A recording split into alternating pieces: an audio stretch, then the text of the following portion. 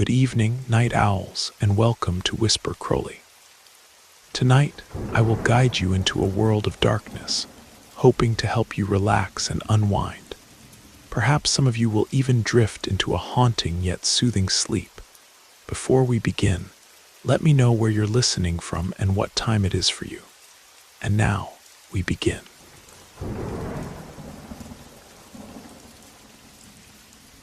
My name is Robert, and I had just finished nursing school when I started working at a county hospital in Detroit to complete my clinical rotations. This happened about 15 years ago, but I remember every unsettling detail of what I experienced alongside my colleagues during those first few months. I was still getting used to the long shifts without sleep. My rotations were almost always during the night shift, and sometimes I wouldn't leave until the following evening. It was exhausting, but I was determined to prove myself as a competent nurse.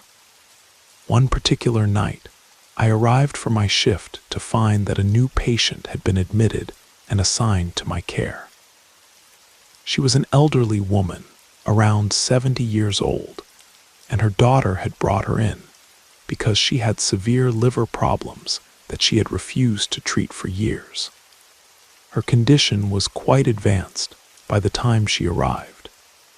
When I introduced myself to the woman, as I always did with new patients, something immediately felt wrong. She had this malevolent stare that I can't quite describe to you, but it was deeply unfriendly. She looked at me as if she was angry, as if she had taken an instant dislike to me the moment she saw me. This had never happened to me with any patient before, but I tried not to let it bother me and continued speaking to her kindly. What struck me was that she appeared much older than her actual age. She was clearly neglected. Her hair was mostly gray and unkempt, and when I noticed her fingernails, I felt genuinely sorry for her. Despite having a daughter, she was obviously not being cared for properly. Her nails were long and filled with dirt, completely uncared for. The woman never responded when I spoke to her or asked her questions, and when she did speak, she was extremely rude. So I started avoiding conversation with her, simply fulfilling my duties by giving her daily injections and checking that everything was in order before leaving her room immediately, without making small talk like I did with my other patients. She had been there for 3 days, and her daughter hadn't come to visit her once. The woman spent all her time alone, which honestly made me feel pity for her despite her terrible attitude toward me. But one night, I heard her talking to someone in her room. I was going to give her injection when I heard her voice, and I thought it might be her daughter visiting, which seemed odd since visiting hours ended well before 11 p.m. When I entered the room, I realized there was no one else with her. I asked her who she had been talking to, but as usual, she responded rudely, telling me it was none of my business. I didn't want to ask her anything more. I simply did my job and left. But a few hours later, while I was in the cafeteria, a colleague came to find me. He told me he had heard that patient talking and laughing loudly with someone in her room, but when he went in to check on her, there was no one there. He suggested that maybe she was hallucinating and that I should go examine her. I rushed to her room immediately, and indeed, I could hear her laughing with someone. But when I opened the door, there was no one else with her. As soon as I entered, the old woman put on her angry expression again, and the laughter stopped abruptly. When I examined her, I noticed she was stable. There was no reason for her to be delirious or hallucinating. So I asked her to please tell me who she had been laughing with. This time she said something that left me terrified for the rest of the night. She told me, tonight, the youngest patient here is going to die. So get out of here, do your job, and leave me alone." I asked her why she was saying that, but she turned her face away and didn't respond. I could only hear her laughing softly, as if she was mocking me. Of course, I didn't believe what she told me. I just let it pass, but I was somewhat nervous about the confident and macabre way she had said it. The next night, when I arrived at the hospital, a colleague of mine who was also a friend from university was crying at the reception desk. I approached her to ask what was wrong, and she told me that morning she had experienced her first patient death. It was a 6-month-old baby.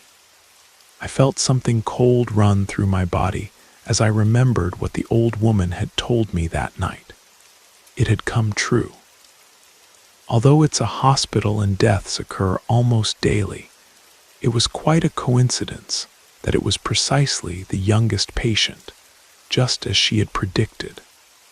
I didn't want to let myself get superstitious, but as any rookie, it was impossible not to. I began to fear that woman. I was now afraid to enter her room at night to check on her, but I had to do it. Now, instead of having an angry expression, she would look at me with a cynical and sinister smile, as if she knew that what she had told me had come true, and as if she knew about the fear I had for her. She seemed to enjoy it. That night, I could hear her talking to someone in her room again, laughing. One of those times when I passed by, I decided to press my ear to the door to try to hear what she was saying. Very carefully and slowly, without making noise, I did so. But when I put my ear to the door, there was complete silence, as if she knew I was there. It was very strange. But before I could pull my ear away, something struck the door with brutal force. It was so strong that it not only scared me like never before in my life, but it also managed to hit me. I screamed from fright, and after that, the old woman began to cackle.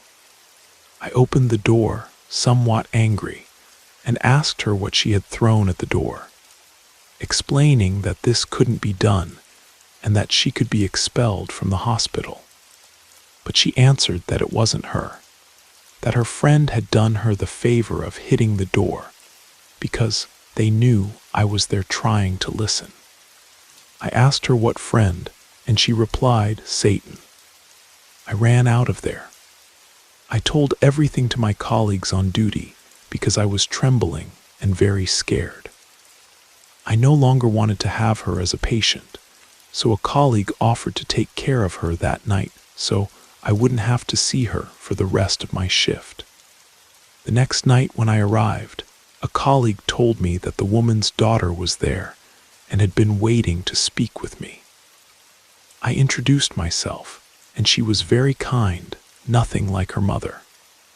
I told her everything her mother had done during her stay at the hospital, but she wasn't surprised. She said, "I'm really sorry about my mother's behavior. I brought her here against her will because she didn't want to be hospitalized. She doesn't believe in medicine. She's a witch who makes remedies for herself and for people who hire her. But seeing how she was because of her illness, I couldn't leave her like that, so I brought her here by deceiving her." Everything made sense to me now. I was even more frightened and had to request that they transfer her to another patient, but the doctor refused. It was then that the last night I cared for her became the worst of all. I entered as always to give her injection and check that everything was in order. This time I didn't speak to her at all, but suddenly she told me, "Tomorrow I'm leaving. I just need to deliver one more young soul to Satan." I left there as fast as I could while that woman laughed from her room, with the most eerie laugh I had ever heard. And yes, what she told me came true, because around 5 in the morning, another baby who was in the incubator lost the battle. I couldn't stop crying that day. I went home with terrible anxiety. I was very afraid, nervous, distressed, everything. The next night when I arrived, my colleagues received me with a smile, telling me that the old woman had been discharged, that I wouldn't have to see her again. It seemed that her liver problem was almost healed, and the doctor decided that she should continue with care from her home, since her case was no longer serious. I felt relief that she was no longer there, but I also felt fear and anger that what she had told me was real.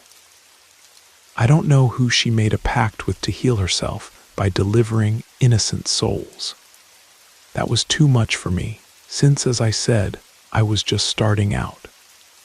I didn't quit, but it did take me several months to recover from that situation, from that trauma she left me with.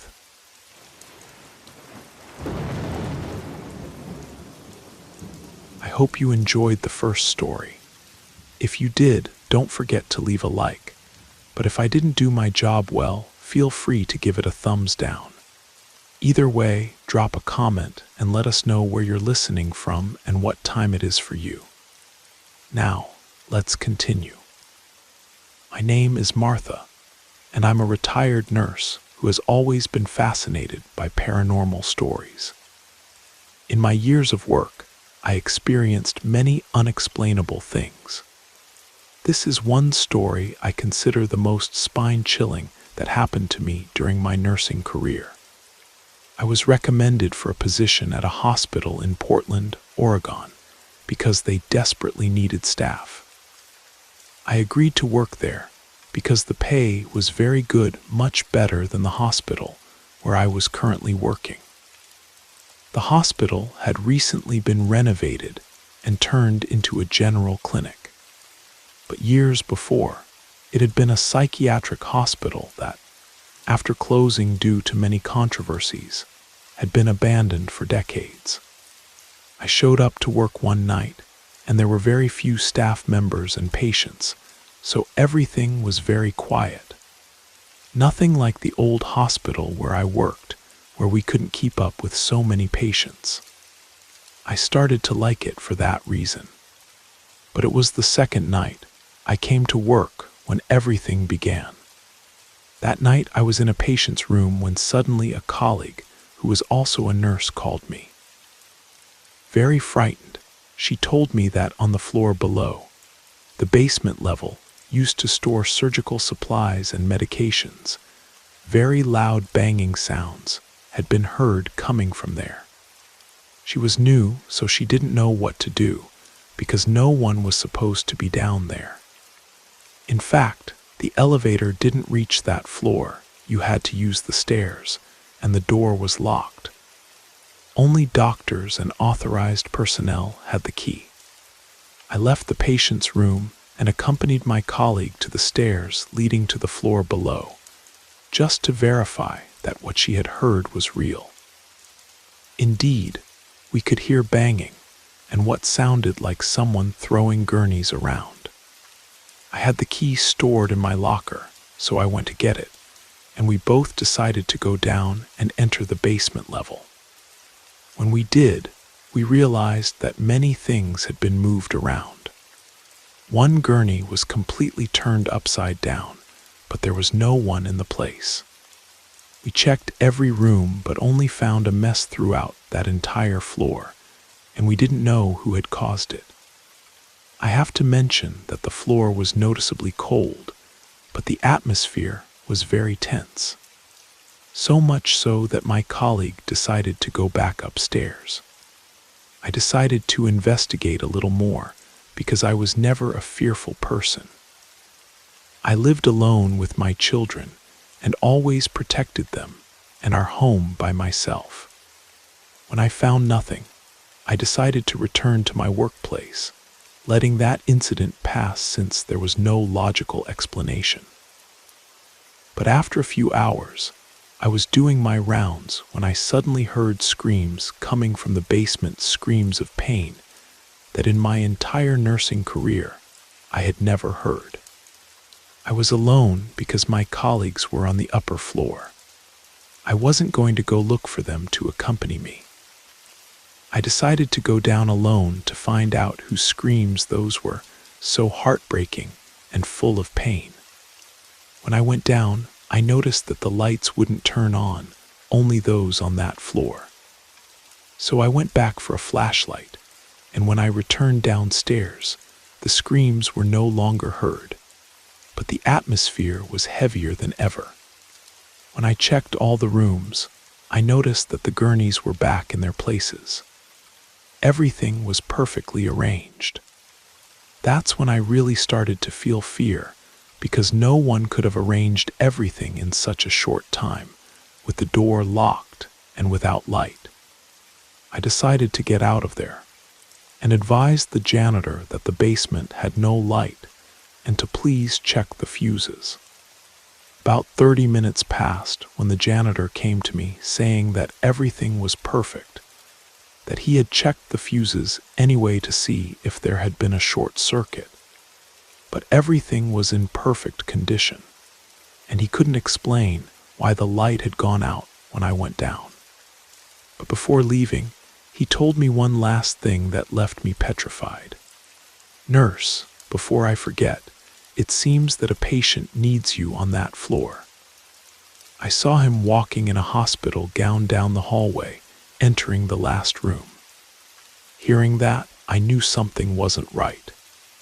When dawn came, the doctor arrived. I told him about what had happened that night, but he didn't seem surprised. He just told me not to let myself get superstitious, or I wouldn't last very long in that hospital, like the previous nurses. When I talked about it with a colleague who had been working there longer, she told me not to go down to that floor alone again, but she said it as a scolding. Then she told me that those screams and noises had been heard since she started working there. That's why many nurses quit, and that's why the salary was high, because paranormal things abounded in the place due to its macabre history. She told me that when it still functioned as a psychiatric hospital in the 1940s, they conducted many clandestine experiments on patients there. That's why they had to close it when all of that came to light and the owners fled the country. She explained that it was logical that all those bad energies would be abundant in the place, that I had to keep my head very cool to continue working there, ignoring all that I would continue to hear for the rest of my shifts on that basement floor.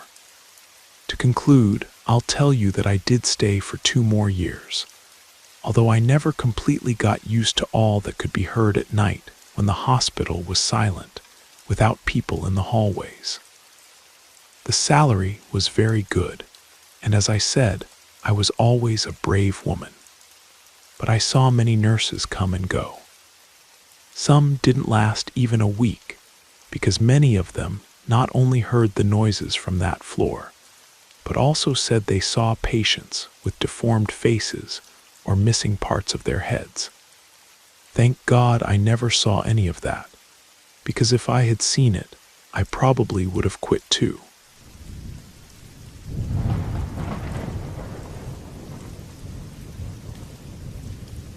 A long time ago, I worked as a nurse at a small private clinic in Beverly Hills.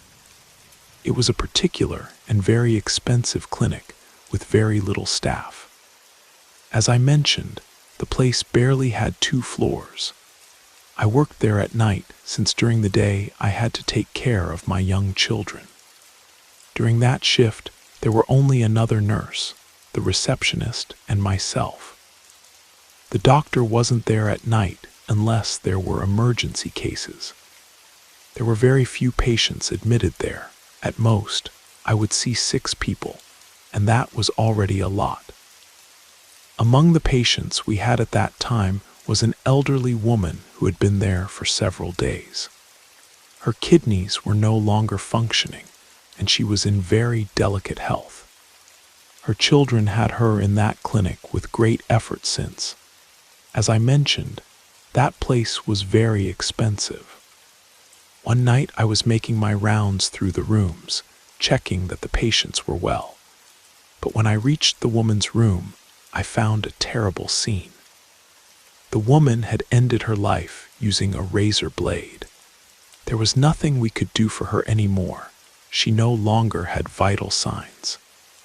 She left a letter for her children, telling them that she could no longer watch them struggle to get money to treat her illness, that she knew it had no cure, so she opted for that tragic way out. Days passed since that dark event, and one night when I was in the hospital cafeteria completely alone, I saw a shadow passing by the window. I couldn't see clearly who it was because the blinds were half closed, but I knew it was a patient because I could see her white hospital gown. I went out to see who it was, but the hallway was empty. I went to reception, which was on the same floor as the cafeteria, and asked the receptionist if she had seen any patient walking on that floor. But she told me no, that no one had passed by there.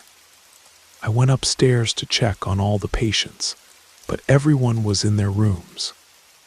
That night, at that moment, my colleague arrived, the other nurse who worked on that shift, and she asked me if we had a new patient. I told her no and asked why she was asking.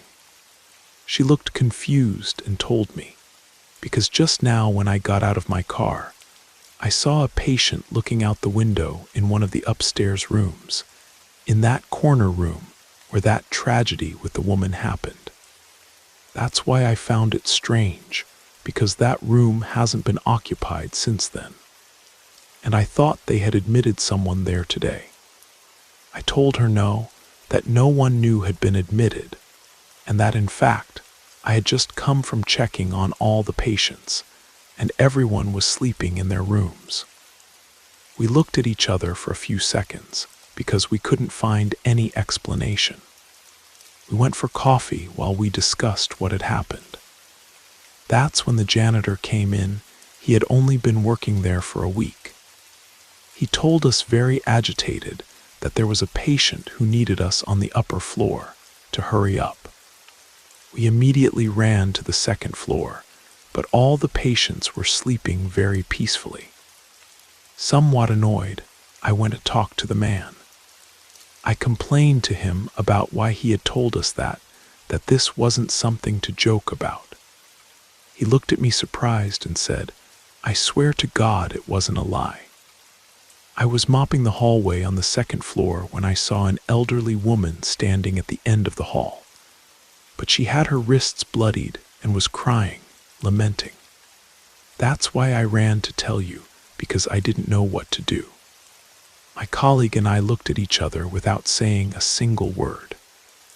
She told the man that it was okay, not to worry, thank you for letting us know, and let him go. After that, she touched my shoulder and told me, "It's her. It's the woman from that tragic day, the one who ended her life." I honestly refused to believe that, but what other explanation was there? After that night, we continued seeing how someone, a woman, would look out the window of that room every time my colleague and I arrived for our night shifts.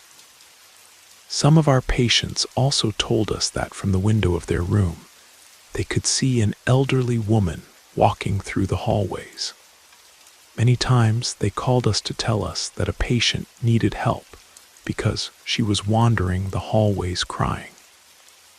The patients thought it was someone who was admitted there, since they didn't know the story of that elderly woman. We would just thank them for letting us know, but we never told them the reality. We didn't want to scare them. It became more and more common for us to see her at the window, looking out, or for our patients to tell us they had seen her walking through the hospital hallways. She was a tormented soul who had ended in a very tragic way, and her soul couldn't find rest. After several years, I moved to another city, but I kept in touch with my colleague. who over the years told me that the elderly woman was still trapped there, and that she believed she would never leave. They had to turn that room into a storage room for cleaning supplies, because no one could stand to stay there for a single night. Too many paranormal things happened there. The patients who did end up staying there reported that at night, an elderly woman would watch them from the corner of the room, but would then disappear.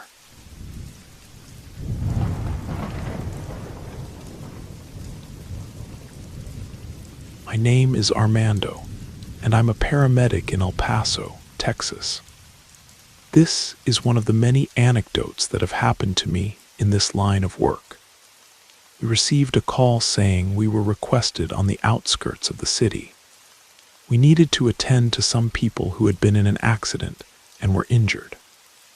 We headed to the location, and when we arrived, we saw a pickup truck that had gone off the road and crashed into a fence. As we approached, we saw it was a young couple who were still in the truck.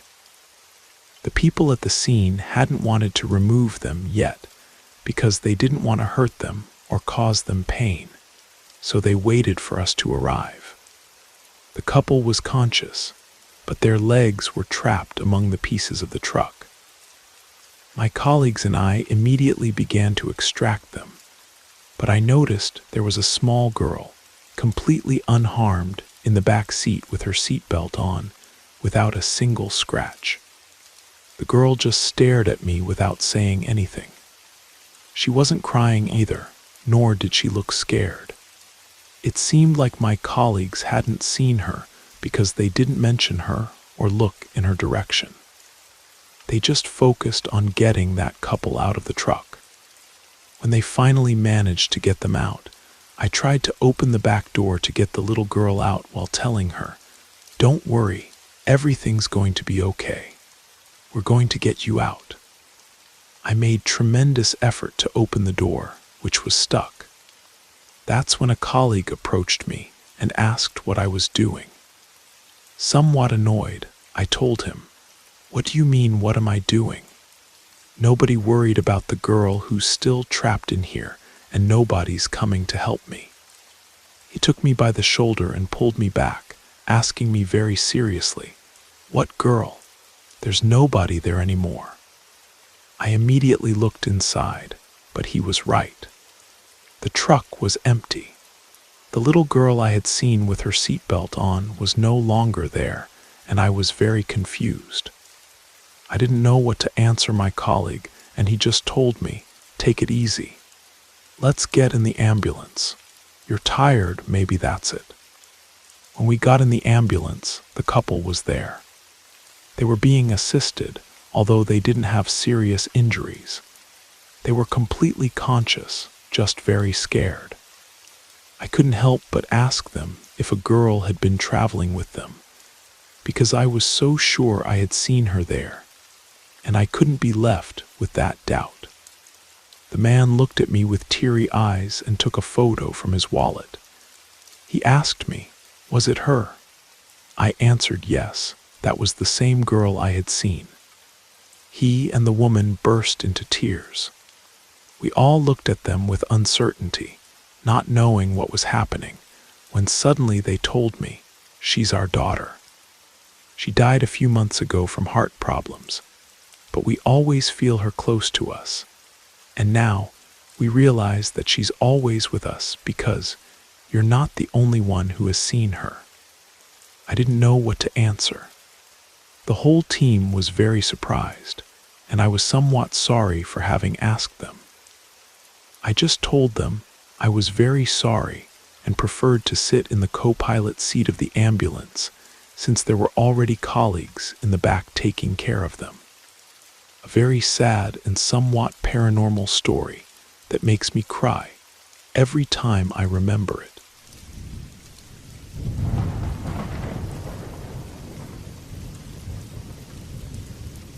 My name is Joaquin, and I've been a paramedic for years in Phoenix, Arizona. Throughout my career, several strange events have happened to me. one never really gets used to seeing people injured or in very bad conditions. The work itself is already difficult, but sometimes strange things happen that make it even more disturbing. This happened to me very recently, and I still find it difficult to tell. One night we received an emergency call. There had been a terrible accident on a main avenue, and we responded as quickly as possible, as usual. When we arrived, we saw a car crashed into a tree. The entire front part of the car was destroyed. Apparently, a tire had blown out, and the car lost control. At the scene, there was only a traffic patrol. We were the first ambulance to arrive. The officers told us they couldn't see who was driving or if anyone else was in the passenger seat because, as I said, the front part was completely destroyed. We started doing our job and realized that two people were in the car, a man and a woman. The man was unrecognizable.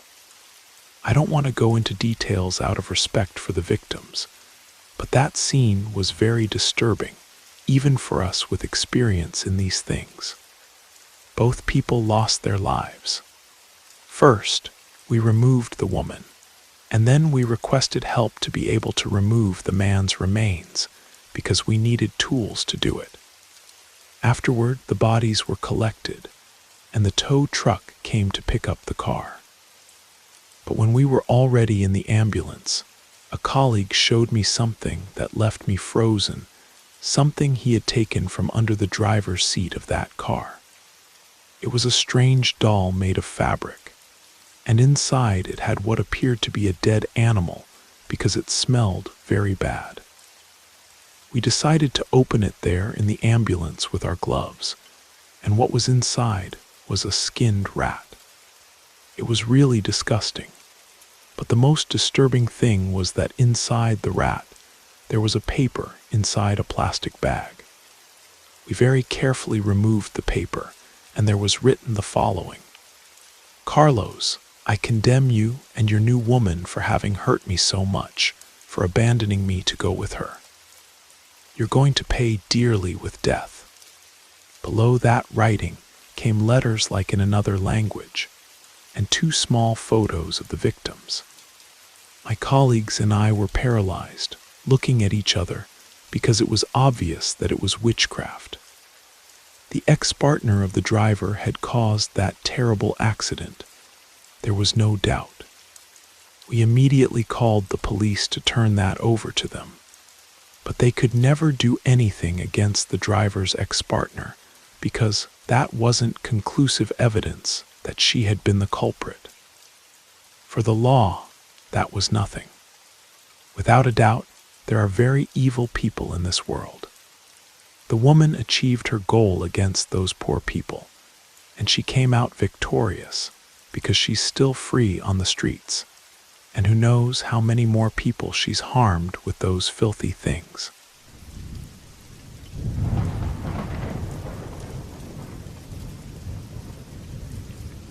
In my profession as a nurse, I have seen all kinds of things because hospitals are places where there are many energies. Deaths occur. There are people distressed about their family members, or people with uncontrollable crying when receiving bad news, and I could go on.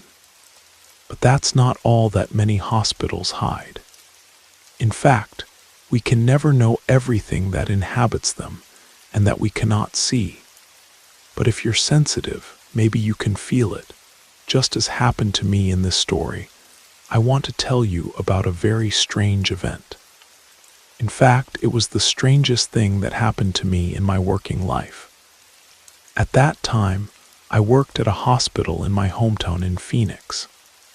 It was a very neglected place due to its age. It was the first hospital in the city, which tells you everything. When I started, I could immediately feel not so good energies in the place. As I've told you, I'm a very sensitive person, and I usually detect energies, whether good or bad, from people or places, and this time was no exception. But in my profession, we're taught not to let ourselves get superstitious. So I didn't pay attention to it because, due to its age, it's normal that all kinds of energy would roam around there. I remember they assigned me the night shift. I didn't like the idea much, but I had no choice. If a hospital seems gloomy during the day, now imagine it at night when the hallways are completely empty. At first, everything was normal, but one night a young man who had been hospitalized for weeks, he had cancer and didn't have much time left to live, pressed the button for me to assist him. When I entered his room, I saw him with a scared face and somewhat agitated. I asked him what he needed. He told me he had seen someone watching him from the foot of his bed while he slept. Since it was dark, he couldn't distinguish who it was, but he said it was the shadow of a man and that he was very afraid. I tried to calm him by telling him that no one could enter there, not to worry, that it had just been a bad dream.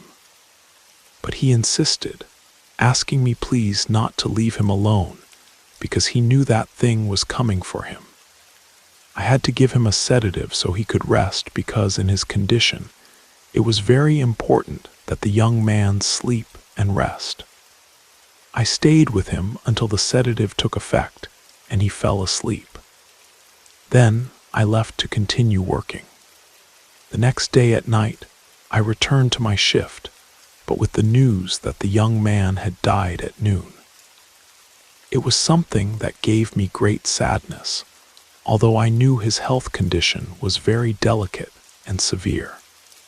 The night went by normally, but the following shift, around 2 a.m, a patient who was an elderly woman requested my assistance in her room. So I went running. The woman told me exactly the same thing the young man had told me the night before he died. Very scared, she told me she saw someone next to her bed, sitting in the chair, watching her. She asked him many times who he was, but he didn't respond. That's why she pressed the button, because she was very afraid. I asked her where that man had gone, but she couldn't answer me. She was very confused.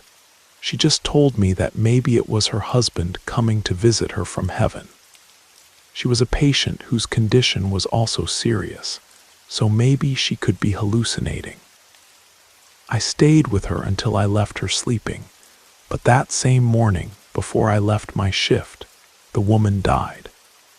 This was no longer pleasing to me, because there were already 2 patients who died after seeing that figure in their rooms, and I always felt heavy energy when entering their rooms.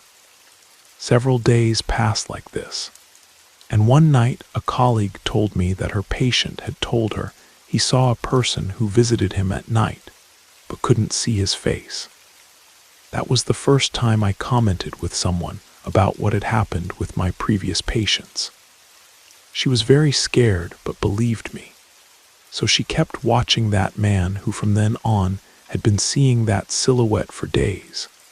But not even a day passed, and the man lost his life. Their deaths were from natural causes, from the diseases they had, because only patients who were already dying with terminal illnesses could see him. This continued happening with every dying patient, and it was very strange to know they were going to die soon. Every time they told us they saw that thing in their rooms, it was synonymous with the fact that they didn't have much life left. It was something I didn't like and never finished getting used to, so for mental health, I decided to quit. And I wasn't the only one who did it. I never knew what that was that came for them, or to warn them they would leave soon, if it was something good or bad. Although the energy felt when they called asking for help was very heavy and negative. This is the first time I'm telling my story to a considerable audience for fear that they won't believe me. But this was real, and I don't know if it continues happening, because I currently no longer live in that city.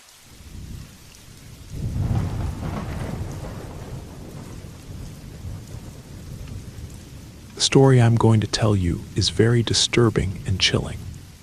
My name is Natalia, and I was a nurse at a government hospital in San Antonio, Texas. I covered the night shift several days a week. My colleague and I were in charge of the entire third floor. It all started one night when I was working at the hospital. We didn't have many patients. It was a very quiet night when I suddenly heard a very chilling scream coming from one of the rooms at the end of the hallway.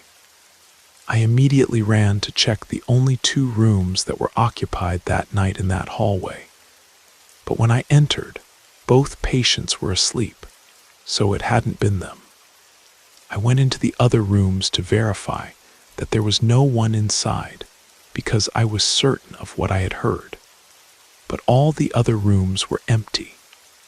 I went to the other wing of the floor to check that the other patients were well, because my colleague had asked me to cover for him, because he had to go out quickly to make a call.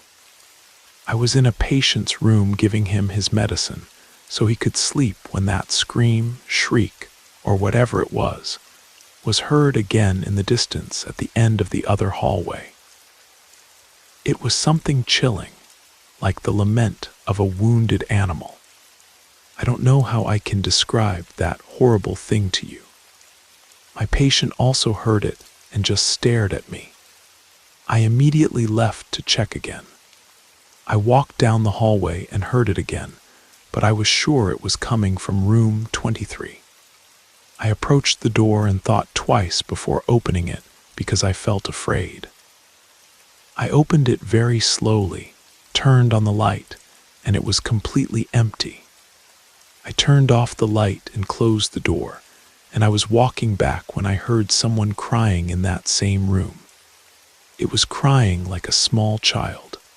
I didn't want to go back and open that door. I preferred to wait for my colleague, but I kept hearing crying and whimpering. It was very terrifying. Finally, my colleague returned, and I told him everything that had happened. I asked him to accompany me to check again because the whole time he wasn't there, I could hear someone crying in that room. So we both went to check. The closer we got, the more we could hear a child crying inside. He signaled me to keep quiet while he slowly opened the door, but when he opened it completely, the crying stopped. He turned on the lights and the room was empty. We were very impressed. We left there and tried to find some explanation, but there wasn't one. My colleague had to continue with his work in his area, and I stayed there in mine, attending to the other patients. Time passed, and while I was with one of them, a young man who had been there for several days, he asked me what was wrong with the child. I asked him which one. He responded, "Well, the one in room 23. I heard he was crying, and I hear him cry very often at night. Don't his parents come to see him, or what's wrong with him?" I didn't know what to answer because it was the first time I had heard that crying. So I told him that there was no patient in that room, and at that moment, we didn't have children admitted on that floor. He looked at me surprised and took a few seconds without responding. I asked him what was wrong. He told me that every night a small child had been peeking into his room, that he didn't open the door completely, but enough to know it was a little boy who just watched him through the small opening he made in the door. He always asked him his name and why he should be in his room, but the child never answered him. He would just leave, and he could see through the window of his room how that child would go into room 23. That's why he thought there was a small patient there. When he finished telling me all that, he looked at me with uncertain and fearful eyes at the same time. I was honestly very scared, but I didn't want to make him nervous and have that affect his health.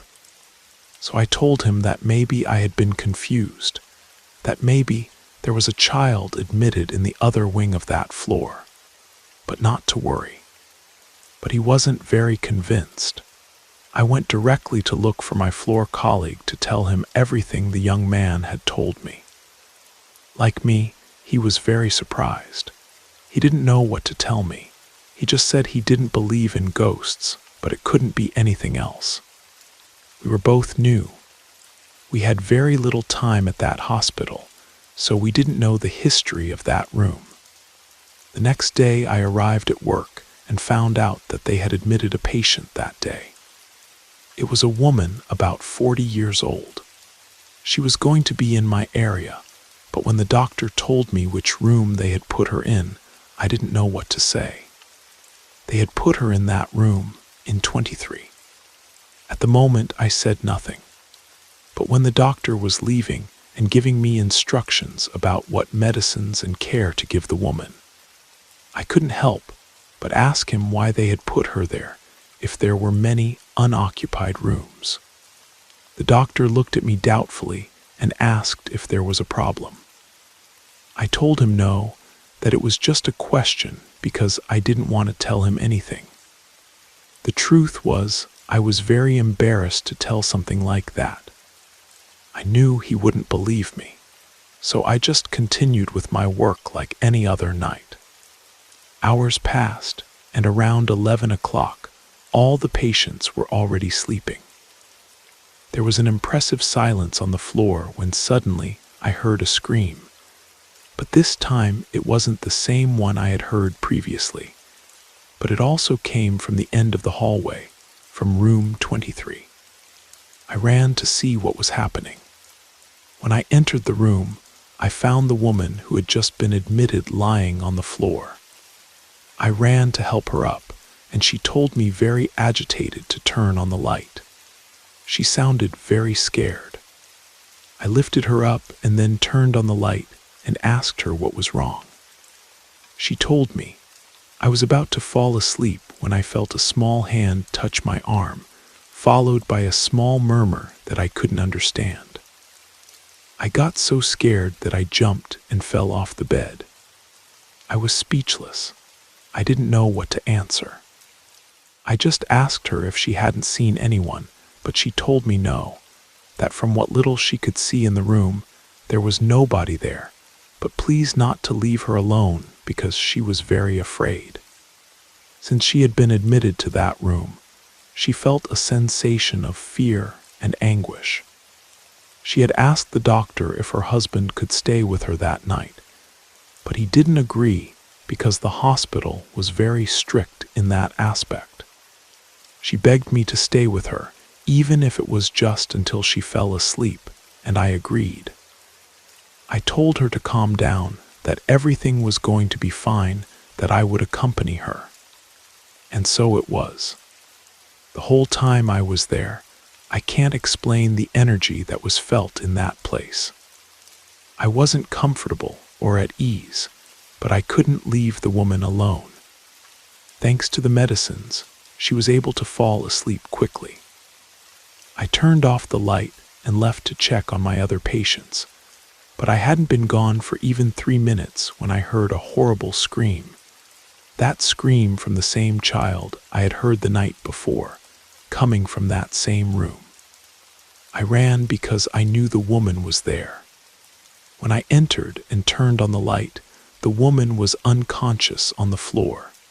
She had had a heart attack. I quickly called the doctor who was at the hospital at that moment, and we tried to revive her repeatedly. I swear we did everything to save her life, but it was no use. The woman died. The doctor asked me if anything unusual had happened, because he couldn't explain how the woman had suddenly suffered a heart attack when she had entered there for a stomach problem and wasn't serious. I couldn't take it anymore and told him everything that had happened since the day before, trying to be strong and not cry. He answered, "Okay, calm down. When your shift ends, come see me in the cafeteria." I didn't know why he wanted to see me, but I told him yes.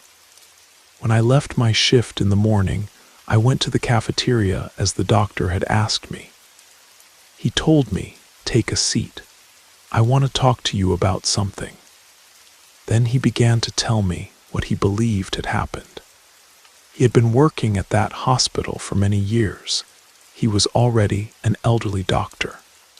He told me that when he had very little time working there, that place belonged to a very powerful former senator at that time, and that what he was going to tell me, for my own good, couldn't leave there, that I couldn't tell anyone for my own safety. At that time, that hospital was used many times to do criminal things. He was referring to illegal commercialization. I don't want to be very explicit, but you know what I'm referring to.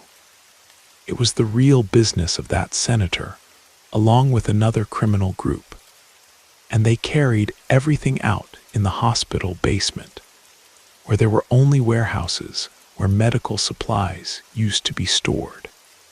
I asked him what all that had to do with what I had told him about that child. He told me, "You see, one night they brought a very seriously injured child who had been hit by a car. They took him to intensive care, and after that, they put him in that room in number 23. His parents said goodbye to him at night when visiting hours ended and went home. But the next day when they returned to see him, the nurses received them with the news that their son was no longer in the room. They told them they had left him sleeping at night, but in the morning when the nurse made her rounds, she didn't see him in the room. They told them they had already looked for him throughout the hospital, but there was no trace of him. The parents couldn't believe what they were hearing. The mother started screaming at them about how it was possible they had been so careless, asking if they had already called the police. But they answered no, that the hospital director at that time had forbidden them to call the police because he didn't want a scandal to be made. The father, furious, immediately left and alerted the authorities. The officers arrived immediately and began interrogating the staff, asking for camera recordings, but they were told they didn't work, which was already quite suspicious. So they asked for reinforcements to search the entire hospital. When they reached the basement, they found a very disturbing scene. I repeat, I'm not going to be explicit, but I'll leave it to your imagination. It was a slaughter, that's all I'll say, and you can get an idea of what they found. They found the little boy's remains, but they never found the culprits because they had all fled along with that senator, who to this day still hasn't appeared. They closed the entire hospital for a few years, although a lot of money was paid so that none of this would come to light. So not many people know the history of this hospital. But well, returning to the topic, that child was one of many victims. They took his life in a very atrocious way, and after several years when the hospital reopened with other owners, many people who had stayed in that room in number 23 had experienced paranormal things. So much so that many asked to be moved to other rooms, and even many had seen and even talked to that child who to this day is wandering those hallways. I thank the doctor for telling me the story, which honestly left me much more nervous and also somewhat sad, but I finally understood everything. Now I knew who that child was and why he screamed at night. After some time, I was transferred to another hospital, but I remained friends with my former floor colleague, who told me everything that continued happening in that place, in that room, which, to be honest, he had already gotten used to. But they no longer put any patient in that room. It even remained locked. I hope you liked my story, even though it's tragic.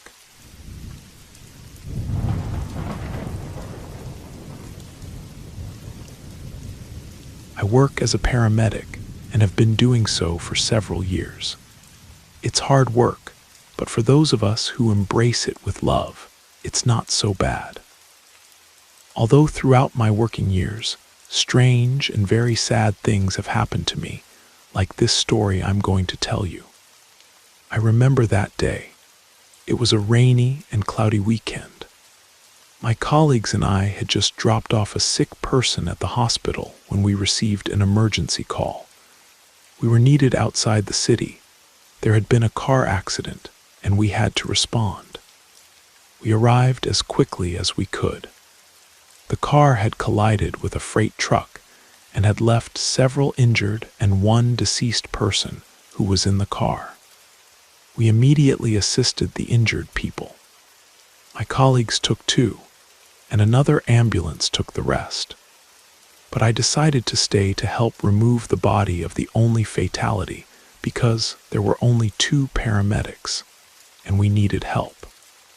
After an hour, we were able to remove her and put her at the disposal of the coroner's office, who took a very long time to arrive.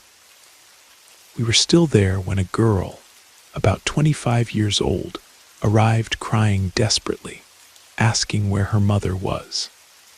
We told her to calm down, that the officers would give her that information. One of them approached, and the girl was screaming at him, asking about her mother, saying she knew she was alive because she had sent her a message about 10 minutes ago. She wanted to know which hospital she had been taken to. The officer stared at her, not knowing what to answer, because those who had been taken alive to the hospital were all men. The only woman who was in the car was the one who had died. She had been dead for almost 2 hours. The officer asked for her cell phone because he wanted to see the message. I was standing next to her, so I managed to read that message. It said, "Daughter, I just had an accident, but don't worry because I will never leave you alone. I love you, Mom."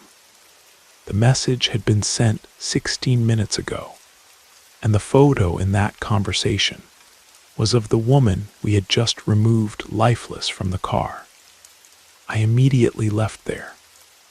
I couldn't bear to see how the police officer was going to give the bad news to the girl, so I just left along with the other two paramedics in the ambulance.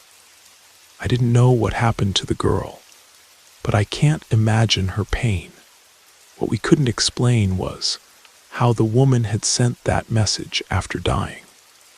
Without a doubt, a mother's love is so great that it can achieve unimaginable things, even after death.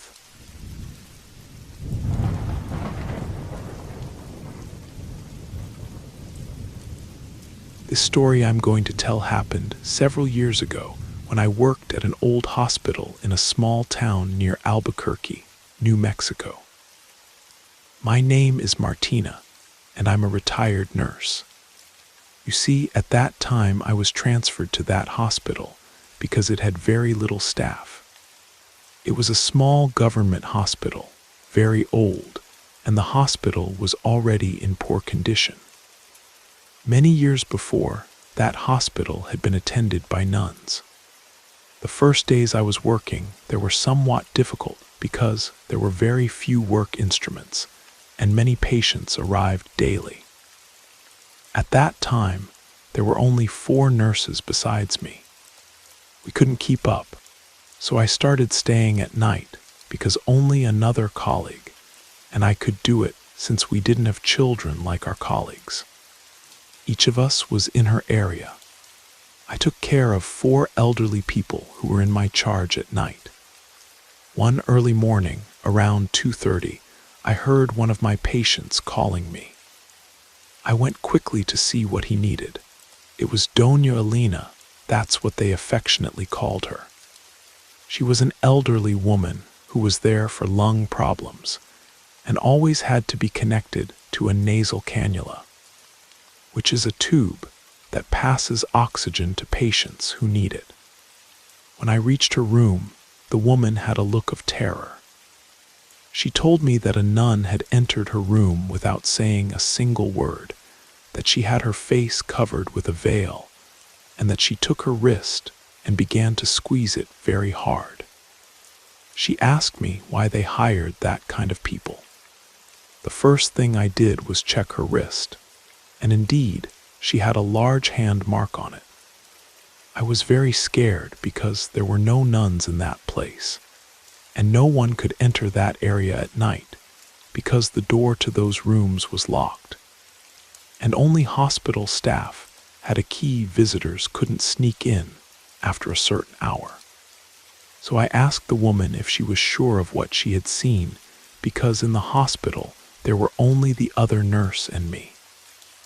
The guards were at reception, and as I said, there was no access to the rooms. She answered me very surely, affirming what she had just told me. When she started screaming, the nun quickly left the room. I left there very confused. First, I went to my colleague to tell her what had happened. She was even more surprised than I was. She told me she hadn't seen anyone around there. The hospital was empty. She told me to go to the guards to ask them. So I did, but they told me that no one had entered the hospital, that they hadn't moved from their post at all. So if someone had entered, they would have noticed. I returned to my work bewildered. I went to check on my other patients, and they were asleep, but when I entered Doña Alina's room again, she was without the breathing tube and without vital signs. We couldn't do anything for her. The next day I told the doctor what she had told me before dying, that someone had to have removed the tube from her nose. But the doctor told me she was already an elderly woman, and that maybe what she told me was because she was already dying, that she had probably removed it herself. Regarding the mark I saw on her wrist, the doctor told me that in the autopsy they hadn't been able to detect anything. He told me to get over it, that Doña Alina was already in a better place, not to worry. I tried to forget it, but deep down I knew something wasn't right. The next night I went to work normally. That night I only had 3 patients. When I heard one of them, also an elderly man, talking to someone in his room, I went to check since visits weren't allowed because it was past 10 p.m. But when I entered, there was no one else but the man. I asked him who he was talking to. He told me that a nun had entered to pray for him, that she had stood in front of his bed holding a rosary without saying a single word, just looking at him, or so he thought, because he couldn't see her eyes because they were covered with a black veil. He told me he was asking her who she was, but she never answered him. I ran out of there to reception where the guards were. I asked them if the security cameras in the hallways worked. They told me only a few did, so I asked to see the videos. In them, we could see how a tall woman dressed as a nun walked through the hospital hallways, entering some rooms, and when she left them, her silhouette would fade away. When the guards saw that, they went to check the entire hospital, but they found nothing. I was somewhat scared, but I had to return to my workstation. The guards told me they would be alert and to let them know if anything happened. So I returned to that man's room, but when I entered, I saw something that left me breathless. The man was lifeless with his eyes open and with a rosary on his chest. When they came to collect his body, I broke down crying. I was very confused because the man wasn't seriously ill. In fact, we were going to discharge him very soon because he was improving more and more. I knew it had been her, that nun that the patients had mentioned before dying and who appeared in the hospital videos. I went to talk to the doctor, but he told me the autopsy said the man had died of natural causes, to stop letting myself get superstitious, or he would have to suspend me for a few days. So I decided not to say anything more because I couldn't afford to be suspended. I really needed that money. That night I received 2 new patients, so I had a lot of work. I couldn't neglect them because I knew they were in danger. I made rounds every 10 minutes to make sure everything was in order. Nothing had happened until around 3 in the morning. I passed by the room of a patient who had arrived that day. She had the light in her room off because she was already sleeping. When I looked through the window, I saw a very large shadow standing in the corner of her room. I wanted to open the door to turn on the light, but it was locked, which was impossible because the patient couldn't get up by herself to lock it. So I immediately took out my keys, but I couldn't find the one for that room. When I looked again, that shadow was moving toward the bed very slowly. I can't explain to you the adrenaline I felt at not being able to find the key to enter and help the woman. The only thing I could do was scream for her not to hurt her, to please leave her alone. But the closer it got to the bed, the more it was taking shape. It was a nun with a black habit and that veil that covered her face, but when I could see her hands, I wanted to faint because they were pale with purple veins sticking out, dirty, long, and neglected nails. I knew that wasn't human. I knew it had no good intentions. So I screamed very loudly for help because none of the keys would open the door, but no one heard me.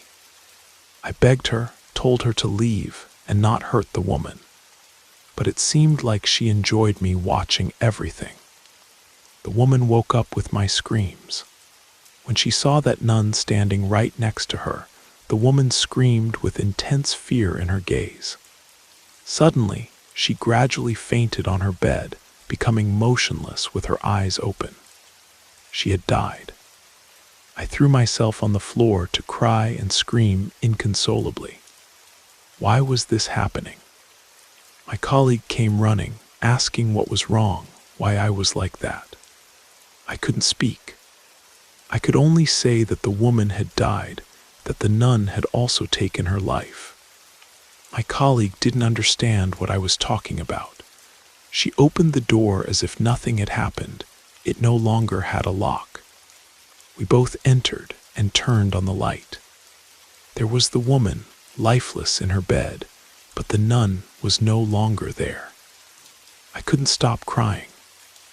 That same morning, I submitted my resignation because I could no longer handle all that pressure and that no one believed me, not even the guards who had also seen her in that video.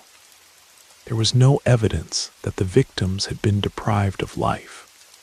All the autopsies showed they died of natural death, so there was nothing to do.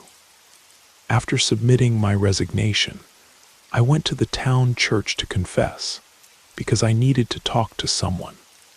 And at that time, there was no psychological therapy, at least not in that town, because it still wasn't very common. I told the priest what I had experienced. He told me he did believe me, that he was almost sure that the nun I was talking about was the Mother Superior, who at that time led the hospital. He told me that his uncle, who was also a priest, had told him that she was a cold woman who was only interested in money and took advantage of her position to steal. But that one day she got cancer, and it was rumored that when she was already very serious, the sisters had decided to disconnect her because she had no family or anyone to take care of her. He believed that her spirit was wandering through that hospital, taking revenge for what they had done to her because she didn't want to die. Without a doubt, a terrifying experience that made me doubt whether I should continue working in hospitals.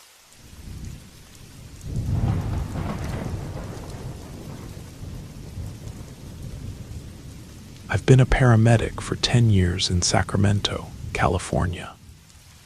In all these years of work, I've gone through difficult things to see. But what I'm going to tell you in this story is, in my opinion, the most disturbing thing I've experienced so far. One afternoon, we received an emergency call. We were requested at a house on the outskirts of the city. A young man had called emergency services requesting an ambulance immediately because his parents weren't responding. He didn't give more details. He just asked us to please hurry, and we did. My partner drove as fast as he could, and in less than 15 minutes we were there. We arrived, and the place was a disaster. It was a very old house in poor condition. There were all kinds of things, junk like old car parts and things like that in the yard. We knocked on the door, and the young man opened it. He was trembling and very bewildered. When I saw him, I realized immediately that something wasn't right with him because he was acting extremely strange. My partner asked him where his parents were so we could enter immediately to assist them. The young man didn't react. He just stared at us with a lost look. I should mention that his appearance was also very unpleasant. He wore very dirty clothes, and the place smelled terrible from the moment he opened the door. Instead of telling us where his parents were, the young man just told us, "I don't want you to take them away. They're going to leave me alone," with a trembling voice. I told him we needed to act quickly to be able to save them, that he should tell us where they were so we could do something for them. The young man pointed with his hand toward the stairs, letting us understand that they were on the second floor. So we immediately went up with the first aid kit. When we reached the top, that smell was unbearable. I almost vomited, but I made every effort to hold it in. When we reached the first room, I opened the door, and there, I saw the most disturbing and unsettling scene I've seen in my entire life. In an armchair sat what appeared to be the corpse of an elderly man. The state of decomposition was so advanced that you could see his bones, but in his hands, he had a newspaper and his glasses on, as if someone had arranged him in that position after he died. When I turned to the other side of the room, there was another body, a female body, sitting on the edge of the bed with pajamas on and watching the television, which was on but with no transmission. The body was in the same state as the man. Our shock was so great that my partner ran out of the place. I stayed observing the scene because my shock was so great that I couldn't even move. It looked like a scene from a horror movie. When I could finally react, I ran down the stairs, but there at the door was the young man, looking at me very scared and with a face of anguish and also very disoriented. It was obvious that the boy wasn't right in his mental faculties, because it was also obvious that he had done all that with his parents' bodies. I looked at him with fear when he asked me, "How are my parents?" I didn't know what to answer. I just told him that help would come and ran out of that house. When I reached the ambulance, my partners had already called the police, who didn't take long to arrive. The officers were already aware of what had happened, so they entered immediately. Investigators and some reporters also arrived, and we only saw them take the young man out in handcuffs and put him in the patrol car. After that, we left because there was nothing we could do. A few days later, we found out that the boy suffered from schizophrenia and that he had taken his parents' lives weeks earlier because he said a voice in his head had ordered him to do it. But he believed they were still alive. That's why he bathed them and dressed them every day and placed them at the table so they could eat with him. And at bedtime, he would tuck them in and turn on the television for them. His illness was very serious. I still don't understand why we had to make that discovery, because to this day, I still have trauma that I feel I'll never overcome.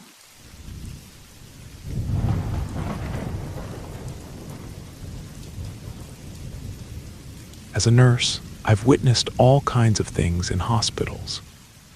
These places are filled with intense energies, deaths occur, families grieve over their loved ones, and people break down upon receiving devastating news. But that's not all that hospitals hide. We can never truly know everything that inhabits these places, things we cannot see, but might feel if we're sensitive enough. That's exactly what happened to me in this story I want to share, the strangest incident of my entire nursing career. At the time, I was working at St. Mary's General Hospital in downtown Detroit.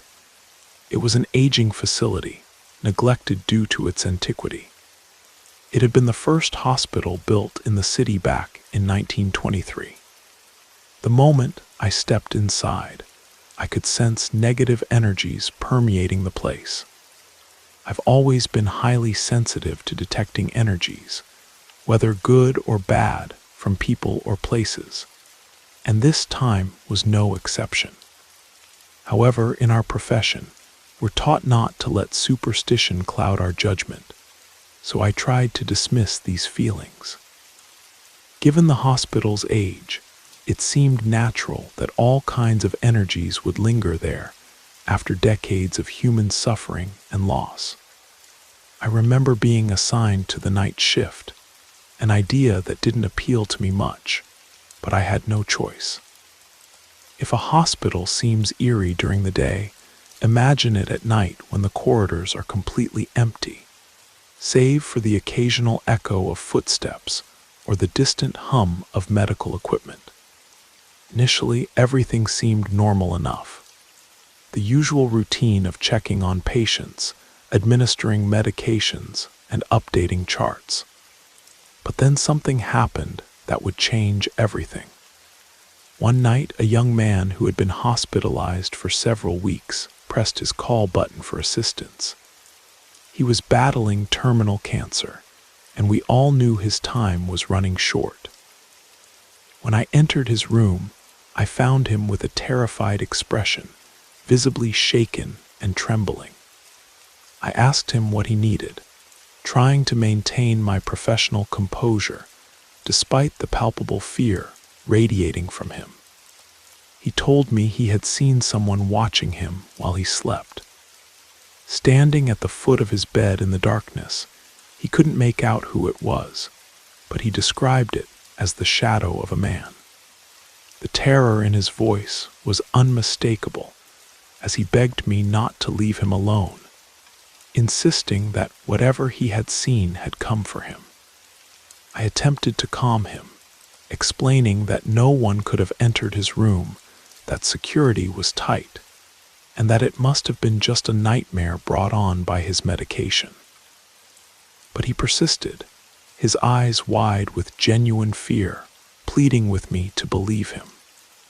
Eventually, I had to administer a sedative to help him rest, as sleep was crucial for someone in his condition. I stayed with him until the medication took effect and he drifted off, then reluctantly returned to my other duties, though his words haunted me throughout the remainder of my shift. The following evening, when I returned for my next shift, I was greeted with the devastating news that the young man had passed away around noon. While I knew his condition had been critical, the loss still hit me hard. There's something particularly heartbreaking about losing a patient so young, someone who should have had decades of life ahead of them. The night proceeded normally until around 2 in the morning, when an elderly patient in room 307 requested assistance.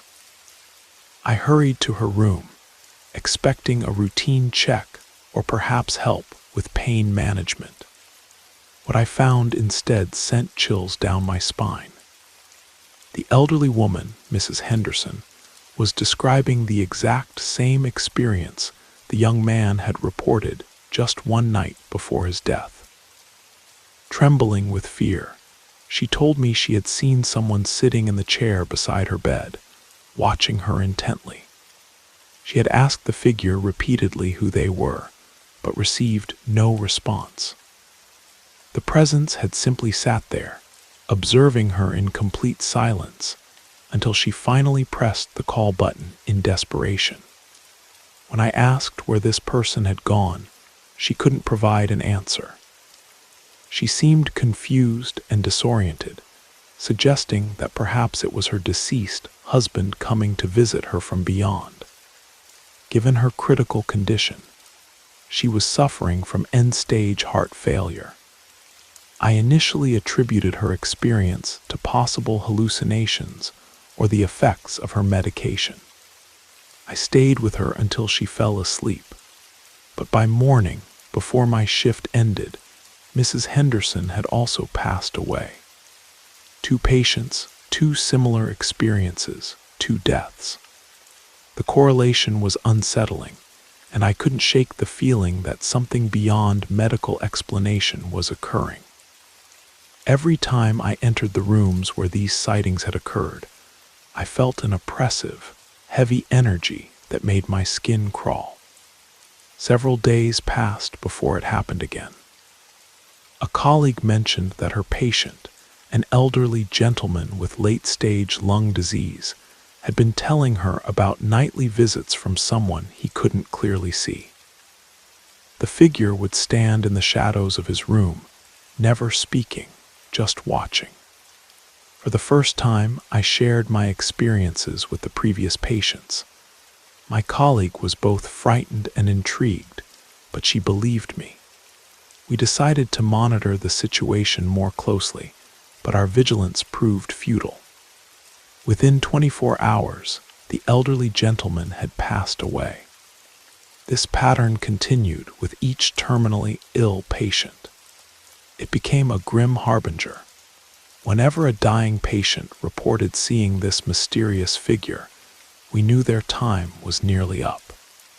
The entity seemed to appear only to those who were in their final stages, those whose conditions were beyond medical intervention. The realization that we could predict impending deaths based on these sightings was both fascinating and deeply disturbing. It was as if this presence served as some kind of harbinger, announcing that death was approaching. Whether this entity was benevolent or malevolent remained unclear, but the energy surrounding these encounters was invariably heavy and foreboding. The psychological toll became unbearable. Knowing that a patient's report of seeing the visitor was essentially a death sentence created an atmosphere of dread that permeated every shift. Several of my colleagues and I eventually made the difficult decision to transfer to other facilities. I never learned the true nature of what came for those dying patients, whether it was there to guide them peacefully into the afterlife or something more sinister. The oppressive energy that accompanied each sighting suggested something troubling, but I'll never know for certain. This experience taught me that hospitals, especially older ones with decades of history, can harbor mysteries that medical science cannot explain. Sometimes the most rational approach is simply to acknowledge that there are forces beyond our understanding at work in these places, where life and death intersect so frequently.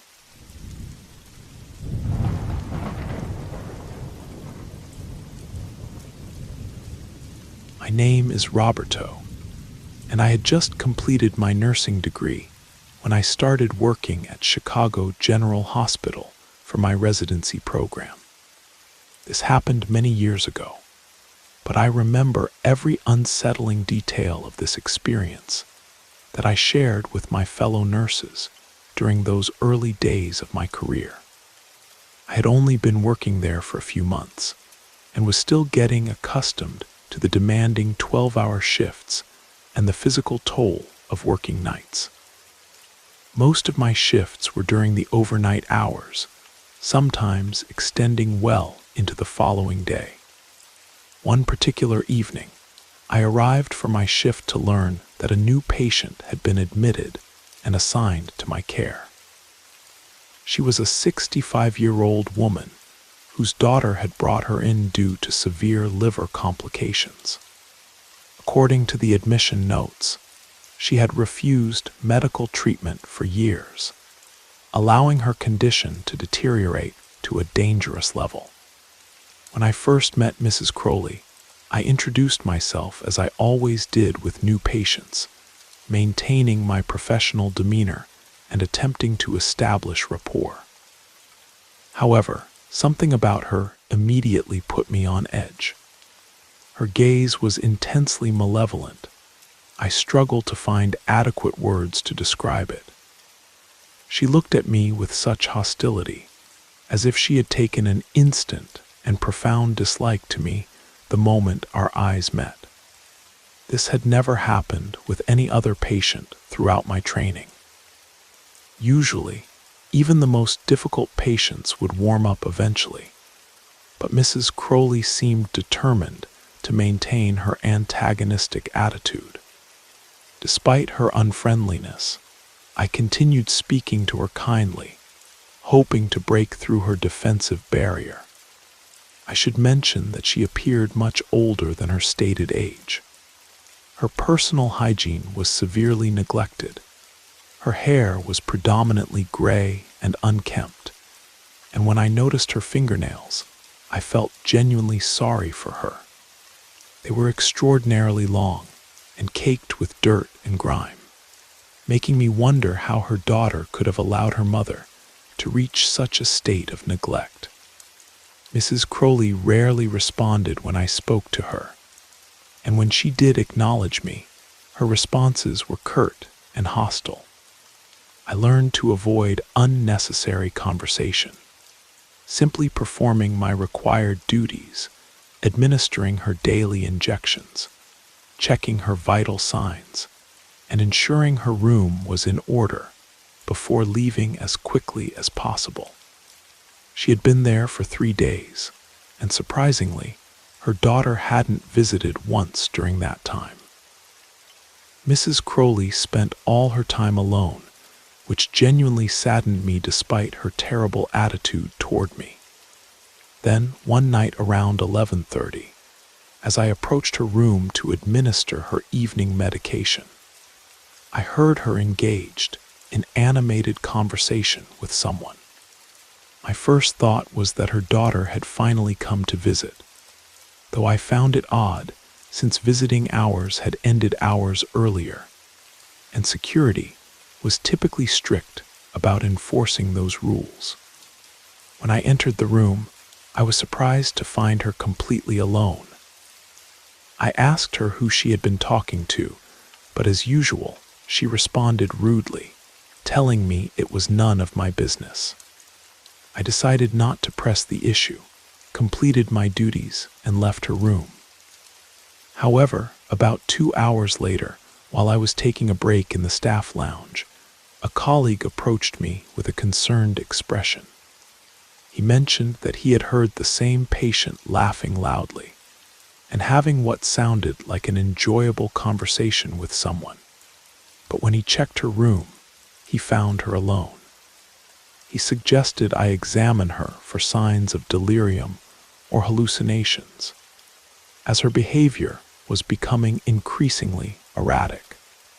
I rushed back to her room and indeed heard her laughing and speaking animatedly with someone. But the moment I opened the door, there was no one else present. As soon as she saw me enter, her expression immediately shifted back to the familiar look of anger and contempt, and her laughter ceased abruptly. Upon examination, her vital signs were stable, and there were no medical indicators that would explain hallucinations or delirium. I asked her directly who she had been laughing with, and this time she actually provided an answer that left me deeply unsettled for the remainder of my shift. She looked directly at me with a cold smile and said, "Tonight, the youngest patient in this hospital is going to die. So get out of here and do your job and leave me alone." I asked her why she would say such a horrible thing, but she simply turned away and refused to respond. I could hear her laughing quietly to herself as I left the room, as if she was enjoying some private joke at my expense. Naturally, I didn't believe her prediction. I tried to dismiss it as the ramblings of a disturbed mind, but something about the confident and macabre way she had spoken those words left me feeling anxious throughout the rest of my shift. The next evening, when I arrived at the hospital, I found my friend and former university classmate, Sarah, crying in the reception area. I approached her to ask what was wrong, and she told me that she had experienced her first patient death that morning. The patient had been an infant, only 3 months old. I felt a chill run through my entire body as I remembered Mrs. Crowley's prediction from the previous night. Her words had come true with disturbing accuracy. While deaths occurred regularly in a hospital setting, the coincidence that it had been specifically the youngest patient, exactly as she had predicted, was deeply unnerving. As a new nurse, I couldn't help but feel shaken by this apparent fulfillment of her grim prophecy. I began to fear Mrs. Crowley in a way I had never feared a patient before. The thought of entering her room at night filled me with dread, but I had no choice but to continue my duties. Her demeanor toward me had changed as well. Instead of the angry glares I had grown accustomed to, she now watched me with a sinister, knowing smile. It was as if she was aware that her prediction had come true and was enjoying the fear she had instilled in me. That night I could hear her talking and laughing with her invisible companion again. On one occasion, as I passed by her room, I decided to listen at the door to try to understand what she was saying. I pressed my ear carefully against the door, moving as quietly as possible to avoid detection. But the moment my ear touched the door, there was complete silence, as if she somehow knew I was there. Just as I was about to move away, something struck the other side of the door with tremendous force. The impact was so violent that it not only terrified me beyond words, but also knocked me backward. I couldn't help but cry out in shock and fear. Immediately after the impact, Mrs. Crowley began laughing maniacally from inside the room. I opened the door, more angry than frightened now, and demanded to know what she had thrown at the door. I warned her that such behavior could result in her discharge from the hospital. She calmly replied that she hadn't thrown anything. She explained that her friend had done her the favor of striking the door because they both knew I was listening outside. When I asked her what friend she was referring to, she answered with a single word that made my blood run cold: Satan. I fled from her room immediately and told my colleagues what had happened. I was trembling uncontrollably and explained that I could no longer care for this patient. One of my coworkers kindly agreed to cover her care for the remainder of that shift. The following night, when I arrived at work, a colleague informed me that Mrs. Crowley's daughter was waiting to speak with me. I was curious about what she might want to discuss. When I met the daughter, I was struck by how pleasant and normal she seemed, a complete contrast to her mother. I described all the disturbing incidents that had occurred during her mother's stay at the hospital. Rather than seeming surprised, the daughter appeared resigned and apologetic. She told me she was truly sorry for her mother's behavior and explained the situation that had led to the hospitalization. According to her daughter, Mrs. Crowley had been brought to the hospital against her will. She didn't believe in conventional medicine because she was a practicing witch who created herbal remedies and potions for herself and for clients who sought her services. When her daughter saw how seriously ill she had become, she felt she had no choice but to bring her mother to the hospital through deception. This revelation explained everything, but it also intensified my fear. I was now convinced that I was dealing with something far beyond my understanding or experience. I requested to be reassigned to a different patient, but the attending physician denied my request. I had no choice but to continue caring for Mrs. Crowley, knowing what I now knew about her. The final night I cared for her was the most terrifying of all. I entered her room to administer her medication and perform my routine checks, deliberately avoiding any conversation with her. But as I was preparing to leave, she spoke to me one last time. "I'm leaving tomorrow.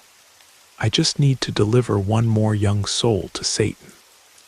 I left her room as quickly as possible, while she laughed behind me with the most chilling sound I had ever heard. And tragically, her second prediction also came true. Around 5 in the morning, another infant in the neonatal intensive care unit lost their fight for life. I couldn't stop crying. I went home that day consumed by anxiety, fear, and a sense of helplessness that I had never experienced before.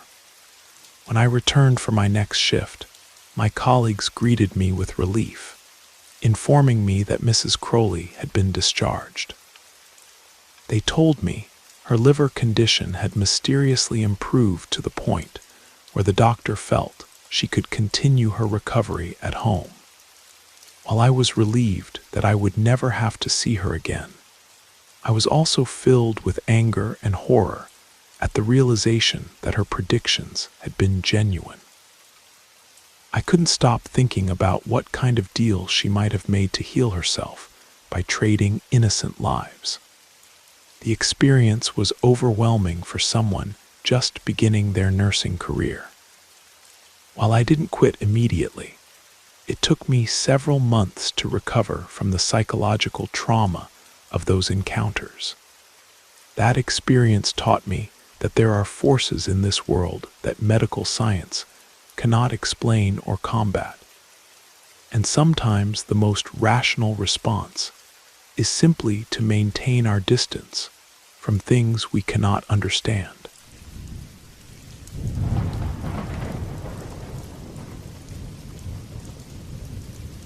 My name is Martha, and I'm a retired nurse who has always been fascinated by paranormal experiences. Throughout my decades in healthcare, I encountered many unexplainable phenomena, but this particular story represents the most spine-chilling experience of my entire nursing career. I was recommended for a position at Riverside Medical Center in Portland, Oregon, because they desperately needed experienced staff. I agreed to work there primarily because the salary was significantly higher than what I was earning at my current hospital, almost double, in fact. The facility had recently undergone extensive renovations and had been converted into a general medical center.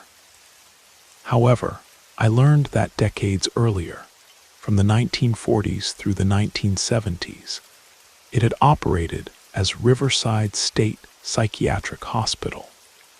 The facility had been abandoned for nearly 20 years after being shut down due to numerous scandals and controversies surrounding patient treatment. On my first night, I was pleasantly surprised by how quiet and manageable everything seemed. There were very few staff members and relatively few patients, creating a much more relaxed atmosphere compared to the overcrowded hospital where I had previously worked. I thought I was going to enjoy the change of pace. However, it was during my second night that everything began to unravel. I was attending to a patient in the cardiac wing when a fellow nurse, Jennifer, approached me in a state of obvious distress. She was relatively new to the profession and seemed genuinely frightened as she explained that she had been hearing loud, violent sounds coming from the basement level. The basement served as storage for surgical equipment and pharmaceutical supplies. What made her report particularly unsettling was that no one was supposed to be down there at that hour. The elevator didn't even service that floor. Access was only possible via the stairwell, and the door was kept locked. Only doctors and specifically authorized personnel had keys. I left my patient's room and accompanied Jennifer to the stairwell leading to the basement level, intending to verify what she claimed to have heard. Sure enough, we could clearly hear sounds of banging and crashing, as if someone was violently overturning equipment and throwing metal objects around. I had a key stored in my locker, so I retrieved it, and Jennifer and I decided to investigate. When we unlocked the door and descended to the basement level, we discovered that numerous items had been disturbed and displaced. A surgical gurney had been completely overturned, medical supplies were scattered across the floor, and several pieces of equipment had been moved from their designated locations. Yet, despite our thorough search of every room and storage area, we found no one who could have caused this destruction. I must mention that the basement level felt noticeably colder than the rest of the building, and there was an oppressive atmosphere that made both of us extremely uncomfortable. Jennifer decided she couldn't handle the environment and returned upstairs, but my curiosity compelled me to investigate further. Finding no logical explanation for what we had witnessed, I eventually returned to my duties, trying to rationalize what had occurred. But a few hours later, while making my rounds, I heard something that made my blood run cold, agonized screaming coming from the basement. These weren't ordinary cries of pain. They were the most harrowing, tortured sounds I had ever heard in my entire nursing career. I was alone on that floor, as my colleagues were tending to patients on the upper levels. Rather than seeking assistance, I decided to investigate the source of those horrible screams myself. When I reached the basement level, I discovered that none of the lights would turn on. Only that floor seemed to be experiencing electrical problems. I returned to get a flashlight from the supply closet. By the time I came back, the screaming had stopped, but the oppressive atmosphere had become even more intense. When I used my flashlight to examine the storage areas, I made a discovery that truly frightened me. All the equipment that had been overturned and scattered during our earlier visit was now perfectly arranged and organized, exactly as it should be. Every gurney was in its proper position, every supply was neatly stored, and every piece of equipment was precisely where it belonged. This was absolutely impossible. No one could have reorganized everything so quickly and efficiently, especially with the door locked and no electricity to provide light for the work. Realizing that what I was experiencing was beyond any natural explanation, I decided to leave immediately. I reported the electrical problem to the maintenance supervisor, asking him to check the circuit breakers for that level. About 30 minutes later, the maintenance supervisor approached me with a puzzled expression. He informed me that all the electrical systems were functioning perfectly. He had checked every circuit and found no problems whatsoever. He couldn't explain why the lights hadn't worked when I was down there.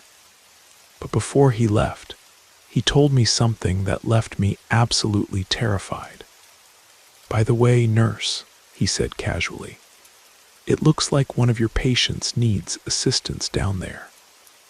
I saw him walking around in a hospital gown, heading toward the last room on the left.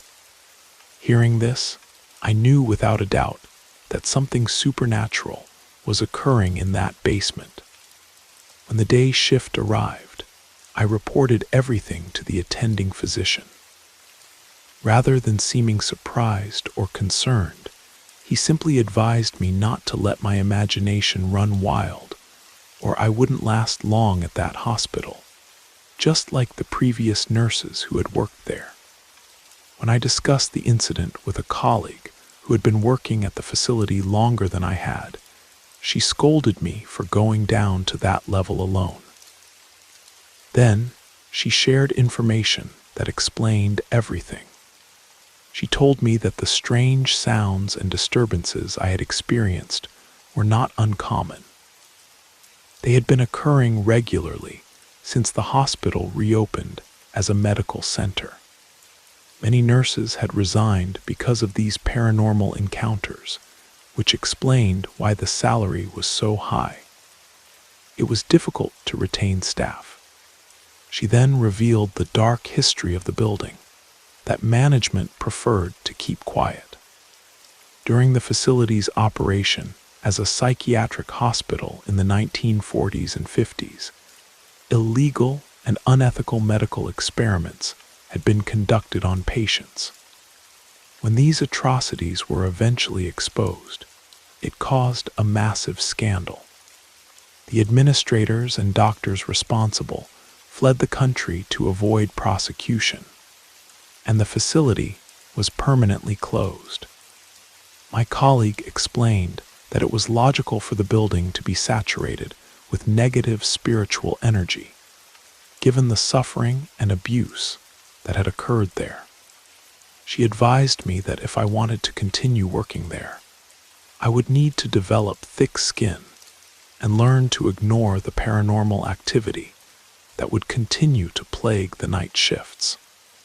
I did remain at Riverside Medical Center for 2 more years, though I never became completely comfortable with the supernatural occurrences that happened regularly during quiet night shifts when the hospital was nearly empty. The salary was indeed excellent, and as I mentioned, I had always been a strong, resilient woman. However, I witnessed many nurses come and go during my time there. Some lasted only a few days before resigning, unable to cope with what they experienced. Many reported not only hearing the disturbing sounds from the basement level, but also seeing apparitions of former psychiatric patients. They described encountering figures with severe facial deformities, missing portions of their skulls, or other horrific injuries that reflected the brutal experiments that had been conducted decades earlier. Fortunately, I never saw these visual manifestations myself, because if I had, I probably would have joined the ranks of nurses who fled from that place. The experience taught me that some buildings carry the psychic imprint of the tragedies that occurred within their walls. While medical science can heal physical ailments, there are some wounds, particularly those inflicted on the human spirit, that continue to fester long after the victims have passed away. Working at that converted psychiatric hospital showed me that sometimes the highest paying positions come with hidden costs that have nothing to do with money.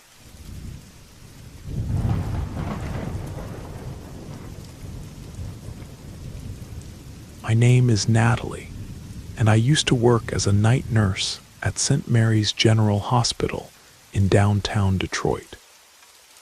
This was back in 2018, when the hospital was still struggling with budget cuts and understaffing. I'd been assigned to the third-floor pediatric wing, covering the overnight shift 3 nights a week alongside my partner, Marcus. The third floor had been partially closed due to renovations that never seemed to finish.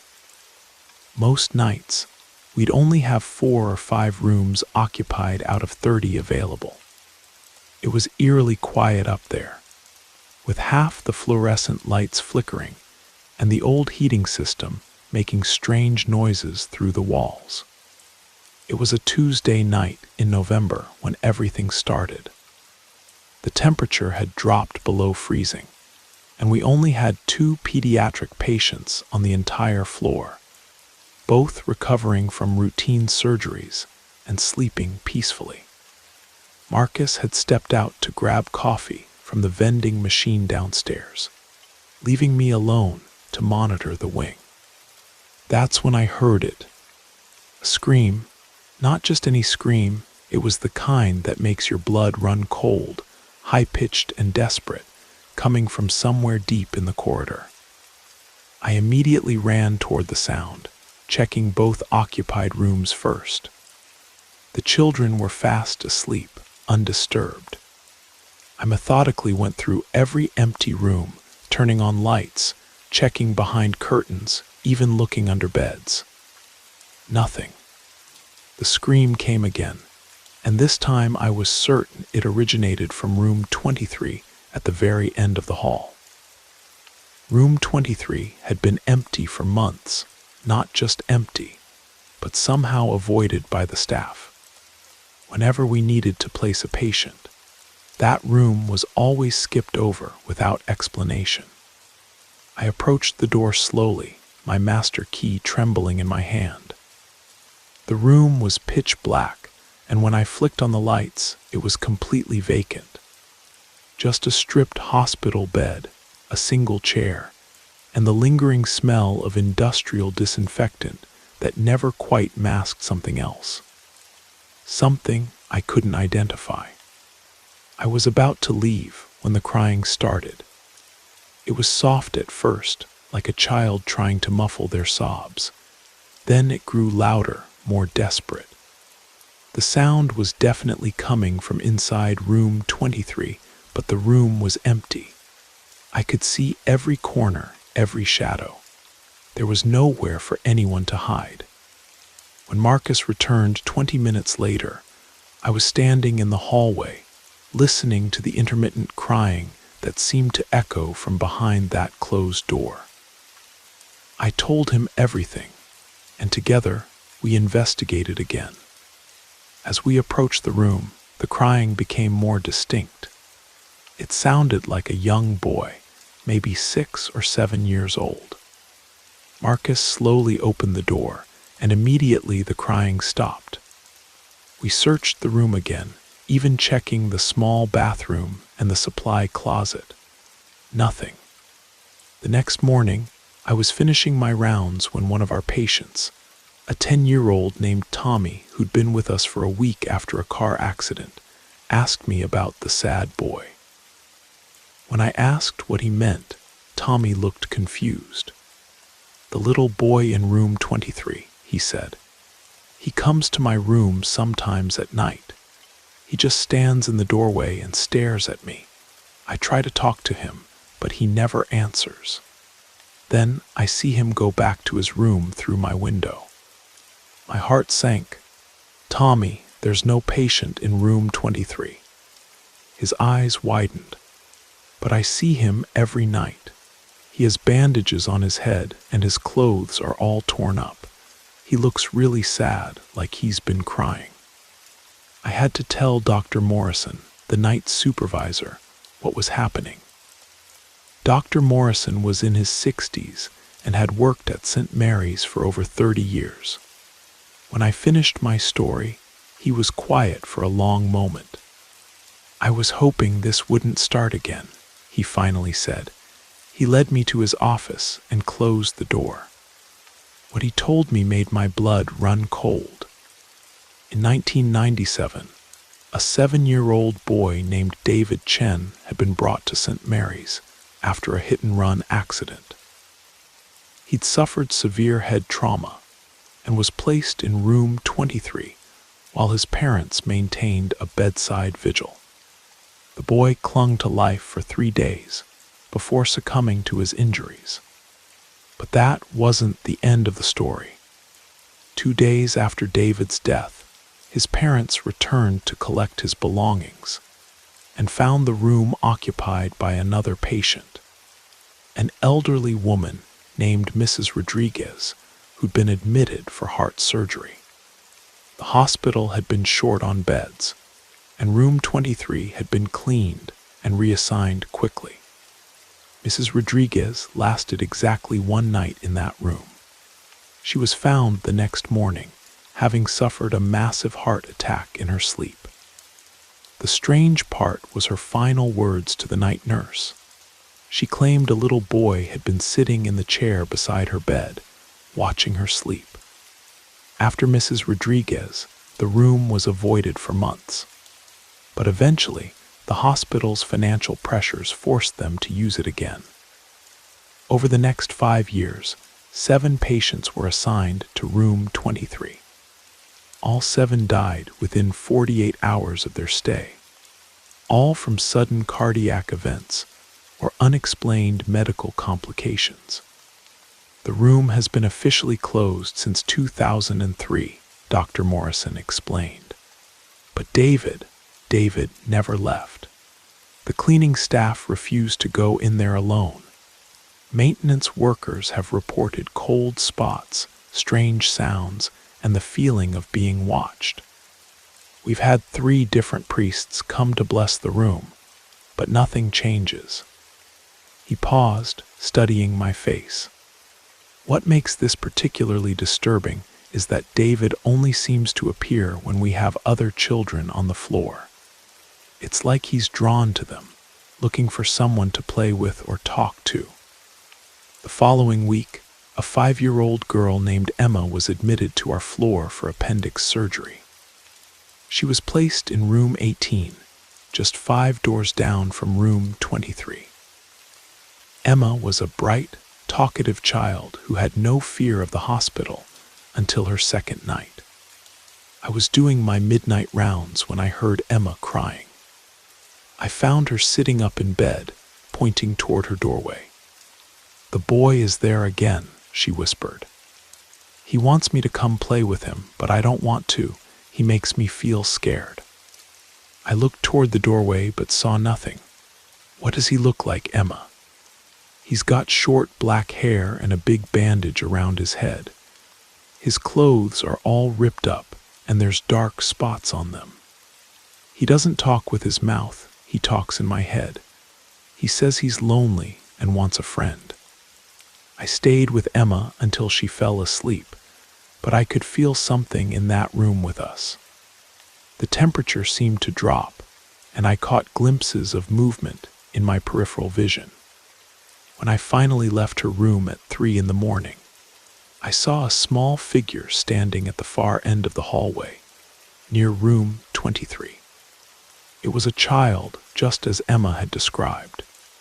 Even from a distance, I could see the bandages around his head and his torn, blood-stained clothes. He stood there for maybe 10 seconds, and then simply faded away. Emma was transferred to the 2nd floor the next morning at my urgent request. Dr. Morrison didn't ask questions. He just made the arrangements. I continued working at St. Mary's for another 8 months, but I never got used to the presence on the 3rd floor. David was always there, searching for companionship among the sick children, not understanding that his very presence was traumatizing them. The crying from room 23 became a regular occurrence, and I learned to time my rounds to avoid that end of the hallway during the darkest hours of the night. The hospital finally underwent major renovations in 2019. The third floor was completely gutted and redesigned. I don't know if that helped David find peace, or if he's still there, waiting in whatever space replaced room 23. But sometimes, when I drive past St. Mary's on my way home from my new job across town, I still see a small figure in one of the third-floor windows, looking out at the street as if he's waiting for someone to come back for him. Some spirits, I've learned, are bound not by anger or vengeance, but by the simple, heartbreaking need for connection. And sometimes, that makes them the most tragic of all.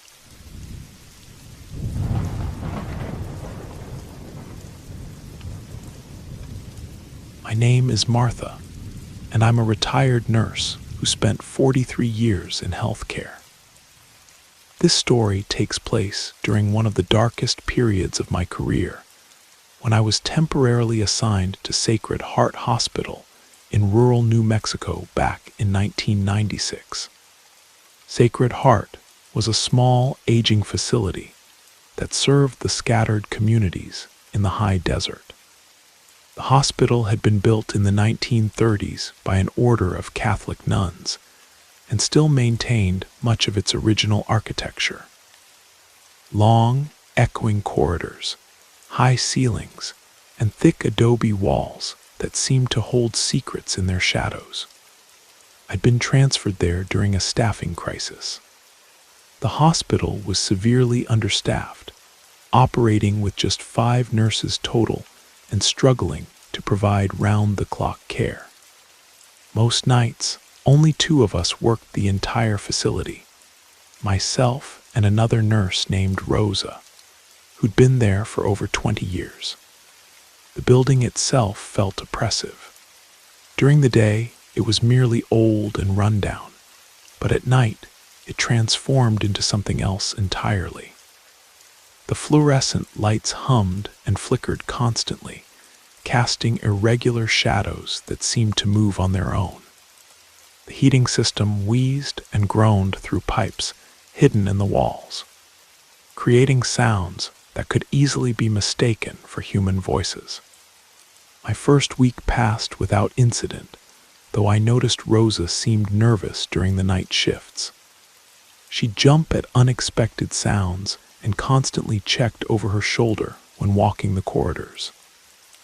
When I asked her about it, she just shook her head and told me I'd understand soon enough.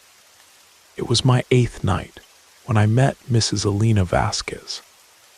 Elena was 73 years old and had been admitted with severe pneumonia. She required constant oxygen support and around-the-clock monitoring.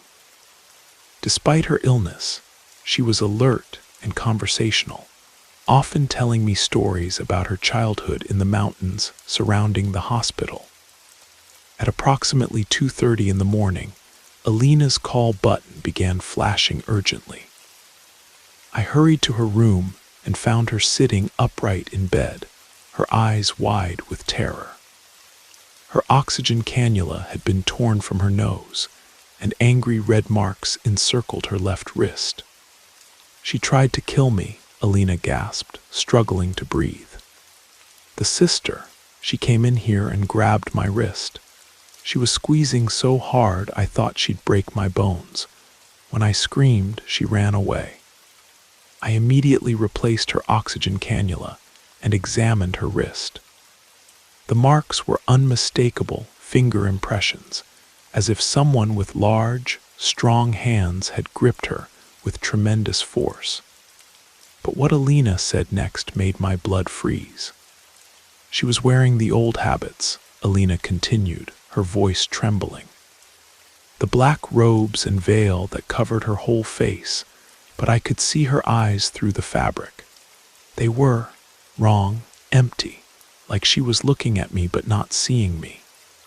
I assured Elena that she was safe, but privately I was disturbed. There were no nuns working at Sacred Heart anymore. The order had withdrawn in the 1980s when the hospital was sold to the county. The few religious artifacts that remained were locked away in storage. I reported the incident to Rosa, who went pale when I described Alina's story. "It's starting again," she whispered. I hoped it was over. Before I could ask what she meant, an alarm began sounding from Alina's room. We rushed back to find her in full cardiac arrest. Despite 45 minutes of resuscitation efforts, Alina died at 3:17 a.m.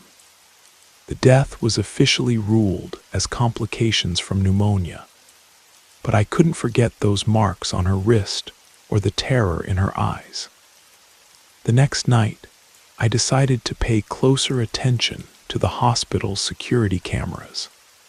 Sacred Heart had an outdated surveillance system with only 4 functioning cameras covering the main corridors. At Rosa's suggestion, I spent part of my shift reviewing the footage from the previous night. What I saw defied explanation. At 2:27 a.m., a tall figure in black robes appeared at the far end of the corridor leading to Alina's room. The figure moved with purpose, gliding rather than walking, and disappeared from the camera's view as it turned toward the patient rooms. At 2:31, the same figure emerged and moved back down the corridor. But as it reached the end of the camera's range, the figure simply dissolved. One frame it was there, the next it was gone. I watched the footage 3 more times, but the result was always the same. A robed figure had entered the corridor just minutes before Alina's distress call and had vanished into thin air after leaving her room. The following night brought a new patient, Mr. James Martinez, an 80-year-old rancher recovering from gallbladder surgery. He was stable and expected to go home within a few days. At around 11 p.m., I was doing my rounds when I heard voices coming from his room. I entered to find Mr. Martinez sitting up in bed, apparently in conversation with someone I couldn't see. "Who are you talking to, Mr. Martinez?" I asked. He looked confused. "The sister who was just here. She was praying for me with her rosary. Didn't you see her leave?" I told him there were no nuns at the hospital, but he insisted he'd seen a woman in black robes standing at the foot of his bed, holding a rosary and staring at him through a dark veil. He said she never spoke, just watched him with an intensity that made him uncomfortable. I checked the security footage again. Sure enough, the same figure appeared in the corridor at 10:58 p.m., disappeared toward the patient rooms, and emerged 12 minutes later before dissolving at the camera's edge. Mr. Martinez died in his sleep 3 hours later. The autopsy showed no clear cause of death. His heart simply stopped beating. By this point, I was terrified but determined to understand what was happening. Rosa finally agreed to tell me the hospital's history, though she made me promise never to repeat it while she was still working there. Her name was Sister Catherine Morales, Rosa began. She was the Mother Superior here from 1962 until 1983. She ran this place like her personal kingdom, cruel, controlling, and obsessed with money. The other nuns were afraid of her and the patients. The patients suffered under her care. Rosa explained that Sister Catherine had embezzled thousands of dollars from the hospital's funds, money that was supposed to go toward patient care and facility improvements. She'd also been known to withhold pain medication from patients she deemed unworthy, and to punish staff members who questioned her methods. In 1983, Sister Catherine was diagnosed with aggressive ovarian cancer. As her condition worsened, she became even more tyrannical, convinced that her illness was punishment for some unknown sin. When the cancer spread to her brain, she began experiencing hallucinations and violent outbursts. The other sisters made a decision, Rosa continued, her voice barely above a whisper. Catherine was suffering, and the treatments weren't working. She had no family, no one who cared whether she lived or died, so they chose not to fight for her anymore. The nuns had quietly discontinued Sister Catherine's life support one night, allowing her to die peacefully in her sleep. Or so they thought. But Catherine didn't want to die, Rosa said. She fought against it until the very end. Some people say her spirit never left this place, that she's still trying to control everything that happens here. And she's angry at being abandoned, angry at dying, angry at the world. The pattern became clear over the following weeks. Every few nights, a new patient would report seeing the mysterious nun. Within hours, they would die suddenly and inexplicably. The hospital administration turned a blind eye to the deaths, attributing them to the advanced age and poor health of the patients. But I knew better. I started documenting everything: the security footage, the patient testimonies, the unexplained deaths. I also began staying closer to the patient rooms during my rounds, hoping to intervene if the apparition appeared. My chance came 3 weeks later. Mrs. Dorothy Kim, a 68-year-old woman recovering from hip surgery, had been assigned to the room where most of the deaths had occurred. At 2:15 a.m., I noticed the temperature in the corridor had dropped significantly. My breath began misting in the suddenly frigid air. I positioned myself outside Mrs. Kim's room and waited. At 2:20, I saw her, Sister Catherine, or whatever remained of her. She was exactly as the patients had described. Tall, draped in black robes, her face hidden beneath a heavy veil. But what struck me most were her hands, visible beneath the sleeves of her habit. They were grotesque, pale white with prominent purple veins, fingernails grown long and yellowed, skin that looked as if it had been submerged in water for weeks. These were not the hands of the living. The figure paused outside Mrs. Kim's door, and I could feel its attention turn toward me. Though I couldn't see its face, I sensed it was studying me, deciding whether I posed a threat to its purpose. "You need to leave," I said, surprised by the steadiness of my own voice. "She doesn't deserve what you're planning." The figure tilted its head, and I heard something that might have been laughter, dry, rustling, like autumn leaves being crushed underfoot. Then it reached for the door handle. I stepped forward, placing myself between the apparition and the door. I said no. What happened next challenged everything I thought I knew about the physical world. The figure reached out with one of those horrible hands and touched my shoulder. The cold was immediate and penetrating, seeping through my scrubs and into my bones. But more than that, I felt something trying to enter my mind. A presence that was bitter, resentful, and utterly malevolent. Images flashed through my consciousness. Sister Catherine's final days, her rage at being abandoned, her desperate desire to continue controlling the hospital, even in death. I saw her watching over the patients, choosing those she deemed ready to join her in whatever dark realm she now inhabited. But I also sensed something else: fear. She was afraid of being forgotten, afraid of losing her grip on the only place she'd ever held power. Her appearances weren't just about taking lives. They were about asserting her continued dominance over Sacred Heart Hospital. "You're already forgotten," I told her. "The nuns who knew you are gone. The patients you terrorized are dead. No one remembers Sister Catherine Morales except as a footnote in some administrative records. The cold intensified, and I felt her anger spike. But then, gradually, the presence began to withdraw. The figure stepped back, its hand falling from my shoulder. For a moment, I thought I saw something human in its posture, not malevolence, but profound sadness. Then it was gone, dissolving into the shadows as if it had never been there. Mrs. Kim recovered fully and was discharged 5 days later. In the 3 months that followed, there were no more unexplained deaths, no more sightings of the robed figure.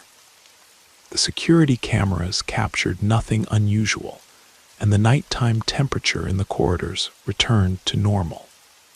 I finished my assignment at Sacred Heart in February of 1997 and transferred back to Albuquerque.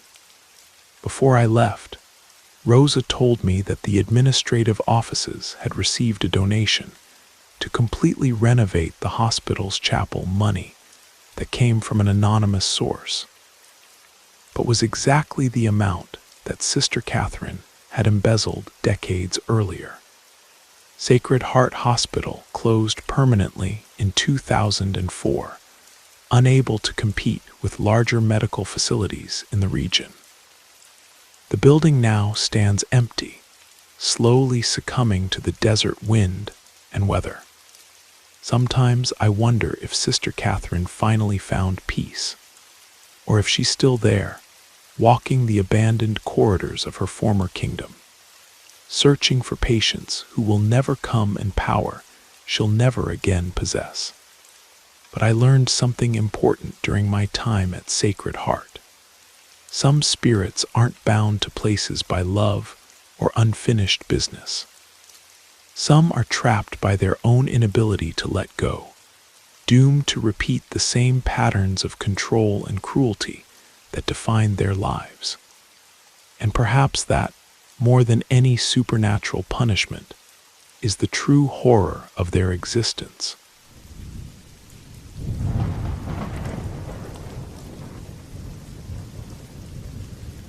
I spent 38 years as a nurse, and in that time, I witnessed more tragedy than most people could imagine.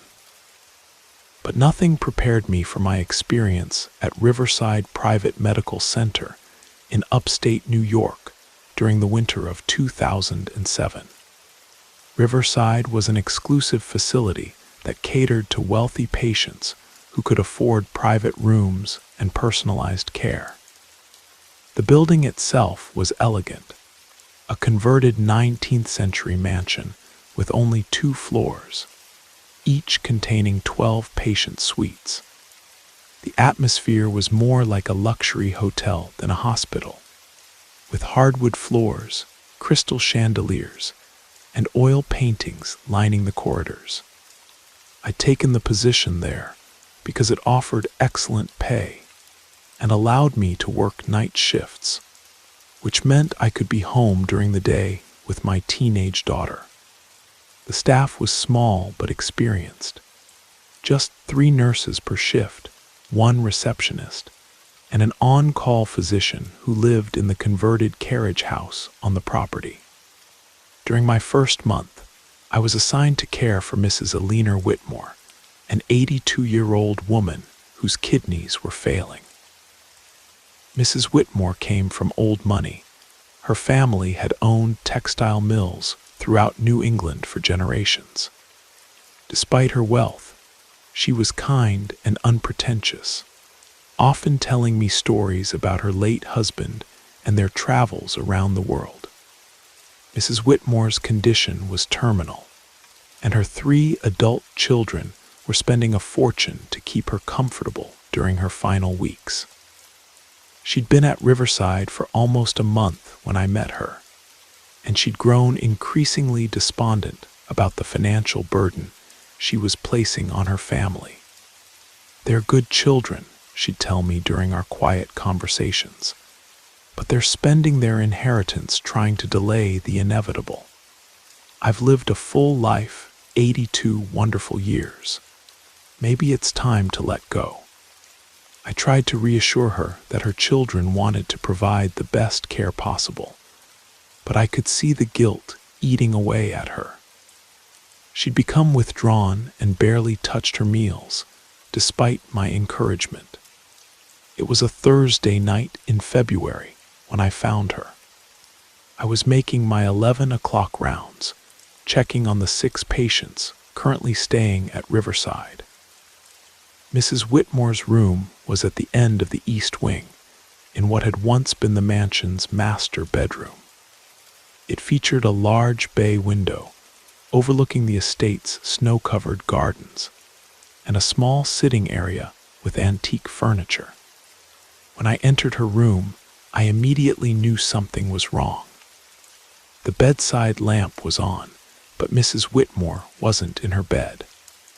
I found her in the bathroom, where she'd used a razor blade to open the arteries in both wrists.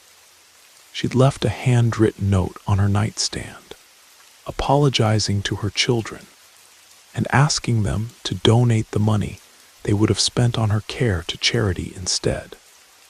Despite our efforts to save her, Mrs. Whitmore died from blood loss before the ambulance could reach the hospital.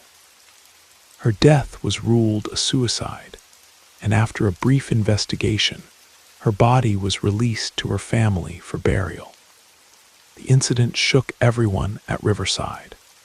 We'd had patients die from their illnesses before, but never anything like this.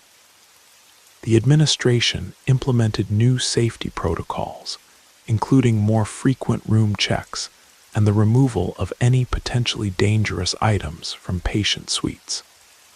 Mrs. Whitmore's room was cleaned and sealed while the family made arrangements. It remained empty for 2 weeks, until the administration decided it was time to return it to service. That's when the sightings began. I was working late on a quiet Tuesday night, catching up on paperwork in the small staff lounge on the first floor. The lounge had large windows facing the east wing, and as I glanced up from my files, I saw a figure standing in the bay window of Mrs. Whitmore's former room. It was clearly a woman in a hospital gown, and she appeared to be looking out at the gardens. Since the room was supposed to be empty, I assumed a patient had wandered in there by mistake. I went upstairs to investigate, but when I unlocked the room, it was vacant. I was puzzled but not particularly alarmed. Old buildings often played tricks with shadows and reflected light. I locked the room again and returned to my work. 20 minutes later, my colleague Sarah approached me with a concerned expression. "Is there a new patient in the corner room?" she asked. I was coming back from the parking lot and saw someone in the window up there. I explained that the room was empty and that I just checked it myself. We went upstairs together and found the room exactly as I'd left it, locked, dark, and unoccupied. The next night, our janitor, Miguel, reported seeing the same thing. He'd been working in the gardens when he noticed a woman in a white gown standing at the window, looking down at him. When he waved, the figure moved away from the window and disappeared.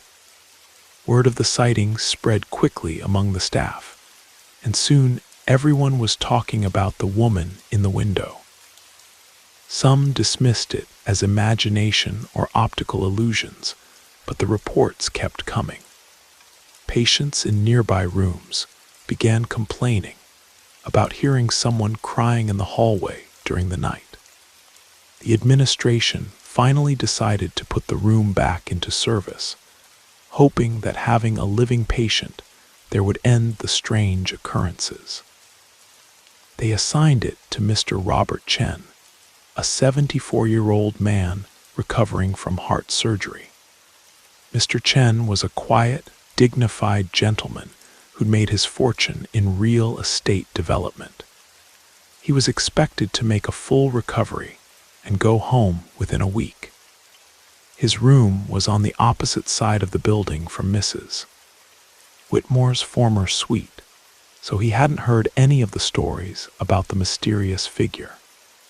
On his second night at Riverside, I was doing my rounds when I heard Mr. Chen calling for help. I rushed to his room and found him sitting on the edge of his bed, visibly shaken. "There's someone in here," he whispered. An old woman in a hospital gown. She was standing right there by the window, just staring at me. I turned on the lights and searched the room thoroughly. The bathroom, the closet, even under the bed, there was nowhere for anyone to hide. The room was empty except for Mr. Chen and me. "She looked so sad," he continued. Her wrists were bandaged and she was crying. I asked if she needed help, but she just kept staring at me. Then she walked toward the window and she just faded away. I stayed with Mr. Chen until he calmed down, attributing the incident to stress from his surgery and unfamiliar surroundings. But privately, I was beginning to suspect that Mrs. Whitmore's spirit had somehow remained at Riverside. The next morning, Mr. Chen was found dead in his bed. The official cause was a massive heart attack, though his cardiologist was surprised. His tests the previous day had shown significant improvement in his condition. After Mr. Chen's death, the room was taken out of service again. But the sightings continued, and now they weren't limited to that one window. Staff members reported seeing Mrs. Whitmore throughout the building, in the hallways, the gardens, and even in other patient rooms. The encounters followed a disturbing pattern. Patients would report seeing an elderly woman with bandaged wrists standing near their beds. Within 24 hours, these patients would suffer sudden medical emergencies and die, often from complications that shouldn't have been fatal given their conditions. I began to document these incidents, noting the similarities between the deaths and Mrs. Whitmore's own feelings of guilt about being a burden to her family. It seemed as though her spirit was somehow drawn to other patients who were struggling with similar feelings of guilt or despair. Mrs. Whitmore had been tormented by the thought that her family was sacrificing their financial security for her medical care. Now, in death, she appeared to be helping other patients avoid that same burden by hastening their own deaths. The realization was chilling. Mrs. Whitmore's spirit wasn't malevolent in the traditional sense. She genuinely believed she was performing an act of mercy. But her help was deadly, and no amount of reasoning could make her understand that her actions were wrong. The administration tried to keep the deaths quiet, but word eventually leaked to the families and then to the media. Riverside's reputation was destroyed almost overnight. The facility lost its medical license and closed permanently in March of 2008. I left Riverside 2 weeks before it closed, unable to continue working in a place where I felt so helpless against forces I couldn't understand or control. My last night there, I saw Mrs. Whitmore one final time. I was collecting my personal belongings from the staff lounge when I noticed her reflection in the window, not outside looking in, but standing behind me in the room. When I turned around, she was there, as clear and solid as any living person. She looked exactly as she had in life, except for the white bandages wrapped around both wrists. Her expression was gentle, almost apologetic, as if she understood the chaos her presence had caused. "I was only trying to help," she said, her voice soft and filled with regret. "I know what it's like to feel like a burden. I wanted to spare them that pain." "But you weren't a burden, Mrs. Whitmore," I replied. Your family loved you. They wanted to take care of you." She smiled sadly. Love isn't always enough to overcome guilt. I learned that too late. She began to fade then, becoming translucent like morning mist. "I won't follow you," she said. "This place holds me, and perhaps that's for the best. I seem to cause more harm than good wherever I go." That was the last time anyone reported seeing Mrs. Whitmore. The building was sold to a property developer and converted into luxury condominiums. As far as I know, there have been no supernatural incidents in the new apartments. But sometimes I wonder if Mrs. Whitmore is still there, confined to whatever dimension spirits inhabit, watching over the living families who now occupy the space where she died. I hope she's found peace, though I suspect that guilt, whether justified or not, can be a prison that extends far beyond death. Her story taught me something important about the nature of hauntings. We often assume that spirits are motivated by anger or vengeance, but sometimes they're driven by the same emotions that troubled them in life: love, regret, and the desperate desire to protect others from their own perceived mistakes.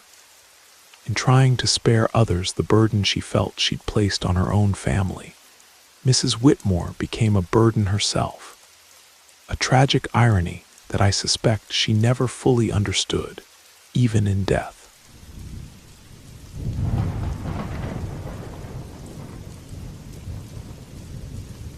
My name is Marcus, and I've been a registered nurse for over 15 years.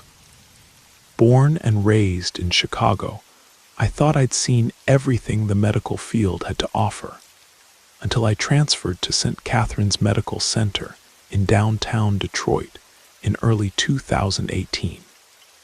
It was an old municipal hospital, one of those imposing brick buildings from the 1930s that seemed to hold shadows in every corner. I had always worked in private hospitals before, so the transition to a public facility was challenging, but the pay was decent and I needed the change. During my orientation, my supervisor, Janet, showed me around the sprawling complex. Everything seemed standard until we reached the elevator bank. "Listen carefully," she said, her voice dropping to almost a whisper. "The 7th floor is completely off limits. It's been sealed off for renovations for the past 3 years. The elevators are programmed not to stop there, but sometimes the old system glitches. If you ever accidentally end up on 7, get out immediately and report it to security." She paused, studying my face intently. "I'm serious about this, Marcus. We've had incidents before with staff getting trapped up there. The power's been cut, and there's construction debris everywhere. It's not safe." I nodded, though something in her tone suggested there was more to the story than safety concerns. Still, I was eager to start my new position, and I'd been assigned to the cardiac unit on the 5th floor, working a rotating schedule that included night shifts twice a week. The first few weeks passed without incident. The hospital was indeed busier and more chaotic than my previous workplace, but I adapted quickly. The night shifts were actually preferable. Fewer administrators wandering around, less family drama, and a certain peaceful quiet that settled over the building after visiting hours ended. It was during my 3rd week, around 11:30 at night, that I first encountered her. I was heading to the elevator after checking on my patients when I saw a figure in a hospital gown shuffling toward the elevator bank. Even from behind, something seemed off about her movements, too slow, too deliberate. "Ma'am, excuse me," I called out, quickening my pace. Patients weren't supposed to wander the halls unaccompanied, especially at night. But by the time I reached the elevators, the doors had already closed. I watched the floor indicator climb 3, 4, 5, 6, and then it stopped at 7. My blood ran cold. The 7th floor didn't exist in our system anymore. But there it was, the number 7 glowing softly above the elevator doors. I waited, watching as the indicator slowly descended back to the ground floor. When the doors opened, the elevator was completely empty. I stood there for several minutes, trying to rationalize what I'd just witnessed. Maybe the patient had gotten off on another floor and the indicator was malfunctioning. Maybe I'd misread it entirely, but deep down, I knew what I'd seen. Unable to shake the image of that shuffling figure, I made a decision that still haunts me. I pressed the call button and stepped into the elevator. When the panel lit up, I could see buttons for floors 1 through 8. 7 was there, dimly lit but functional. Against every instinct screaming at me to stop, I pressed it. The elevator climbed slowly, and I felt my heart hammering against my ribs. When the doors finally opened, I couldn't believe what I saw. The 7th floor was fully operational. Bright fluorescent lights hummed overhead, casting everything in that familiar harsh hospital glow. The hallways were clean, the floors polished to a shine. I could hear the distant murmur of voices coming from patient rooms, the occasional beep of monitoring equipment. It looked exactly like every other floor in the hospital, but something was fundamentally wrong. The air felt thick, oppressive, like breathing through wet cotton. And despite the sounds of activity, I couldn't see a single person anywhere. I remained in the elevator, my finger hovering over the door close button. Every fiber of my being screamed that this was wrong, that I needed to leave immediately. What if this was some kind of secret wing? What if I'd stumbled onto something I wasn't supposed to see? The stories you hear about hospitals conducting unauthorized research, about patients who disappear from records. I pressed the button for the 5th floor and rode back down, my hands shaking so badly I could barely hold onto the rail. Back on my floor, I tried to focus on my rounds, but I kept replaying what I'd seen. Finally, I couldn't keep it to myself anymore. I found my colleague Sarah restocking supplies in the med room. She was one of the few night shift nurses who'd been friendly to me since I started. "Sarah," I said, closing the door behind me, "I need to ask you something, and I need you to be straight with me. Have you ever been to the 7th floor?" Her face went white. The box of gauze she'd been holding slipped from her hands, scattering across the floor. "Oh my God," she whispered. "You went up there, didn't you?" She told me that 6 months earlier, she'd been trapped in an elevator that malfunctioned and taken her to the 7th floor. But when the doors opened, she'd found only darkness, rubble, and the musty smell of abandonment. Construction plastic hung in sheets from the ceiling, and debris covered the floor. She'd used her phone's flashlight to navigate back to the elevator, terrified the whole time. We sat in stunned silence, trying to make sense of our contradictory experiences. Finally, Sarah spoke up. "We have to go back," she said. "We have to see this together. I need to know I'm not losing my mind." I wanted to refuse, wanted to pretend this conversation had never happened. But the curiosity was eating at me alive. We agreed to wait until 4 in the morning when the hospital was at its quietest.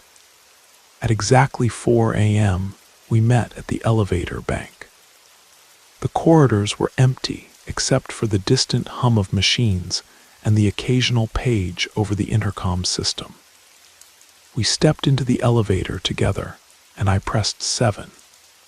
This time, when the doors opened, I saw exactly what Sarah had described 6 months earlier.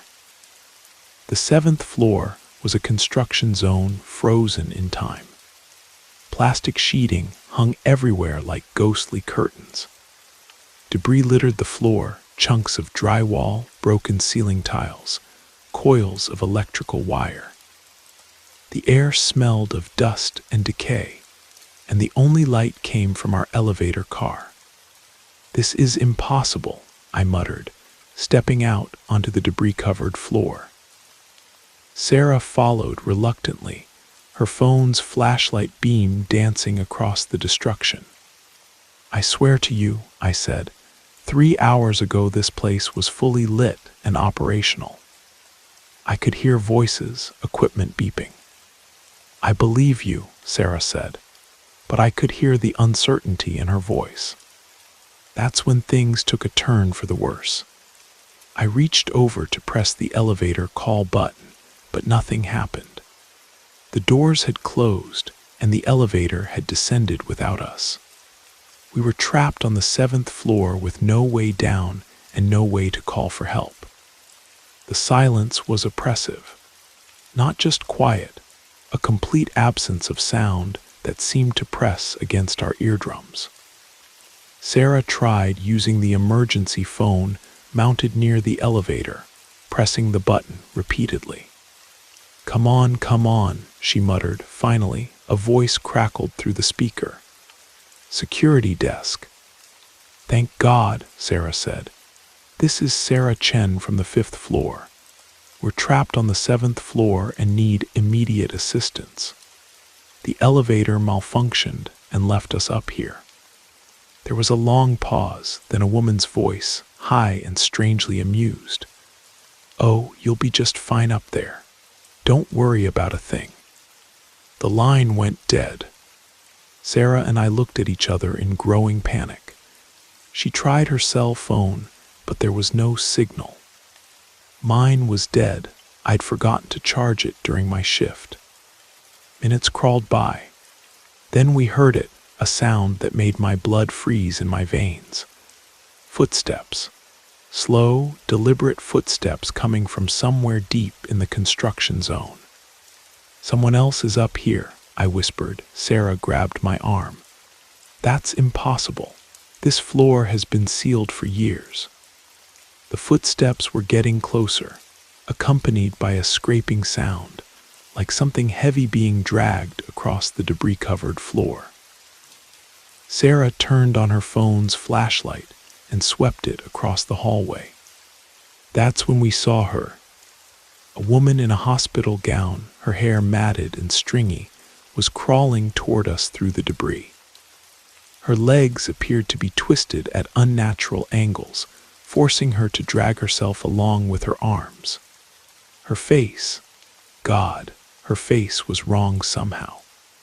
The features were human, but the proportions were off, like a photograph that had been stretched and distorted.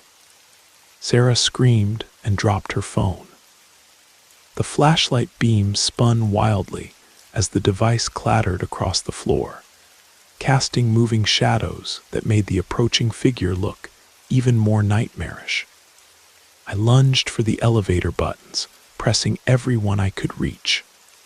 By some miracle, the elevator arrived and the doors slid open.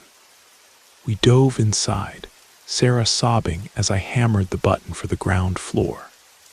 When we reached the lobby, we burst out of the elevator like we were escaping a fire. Sarah immediately confronted the security guard at the front desk. "Why didn't you help us?" she demanded. "We were trapped up there for almost an hour, and when we called for help, someone just laughed at us." The guard, an older man named Pete who'd worked there for decades, looked genuinely confused. "Ma'am, I never got any call from you. I've been here all night, and the phone hasn't rung once." Sarah pulled out her phone to check the time, ready to prove we'd been gone for nearly an hour. But the display showed exactly the same time as when we'd first stepped into the elevator. 4:07 a.m. We looked at each other in disbelief. According to our phones, no time had passed at all. But we both remembered every terrifying minute of that experience. We never spoke about that night to anyone else. We made a pact to avoid the 7th floor entirely, and I transferred to a different hospital within 6 months. But I still think about that night sometimes, wondering what we really saw up there. I tried researching the history of St. Catherine's 7th floor, but I hit dead ends everywhere I looked. Hospital records, city planning documents, even newspaper archives seemed to have gaps where information about that floor should have been. It was as if someone or something wanted those secrets to stay buried. Some places hold onto their darkness, and St. Catherine's Medical Center was definitely one of them. Whatever happened on that 7th floor, whatever experiments or tragedies occurred there, the echoes of that malevolence still linger. I work at a different hospital now, in a newer building with better security and transparent policies. But sometimes, when I'm working a night shift and the elevators ding softly in the distance, I remember that woman crawling through the debris, and I wonder if she's still up there, waiting for the next curious soul to press the wrong button.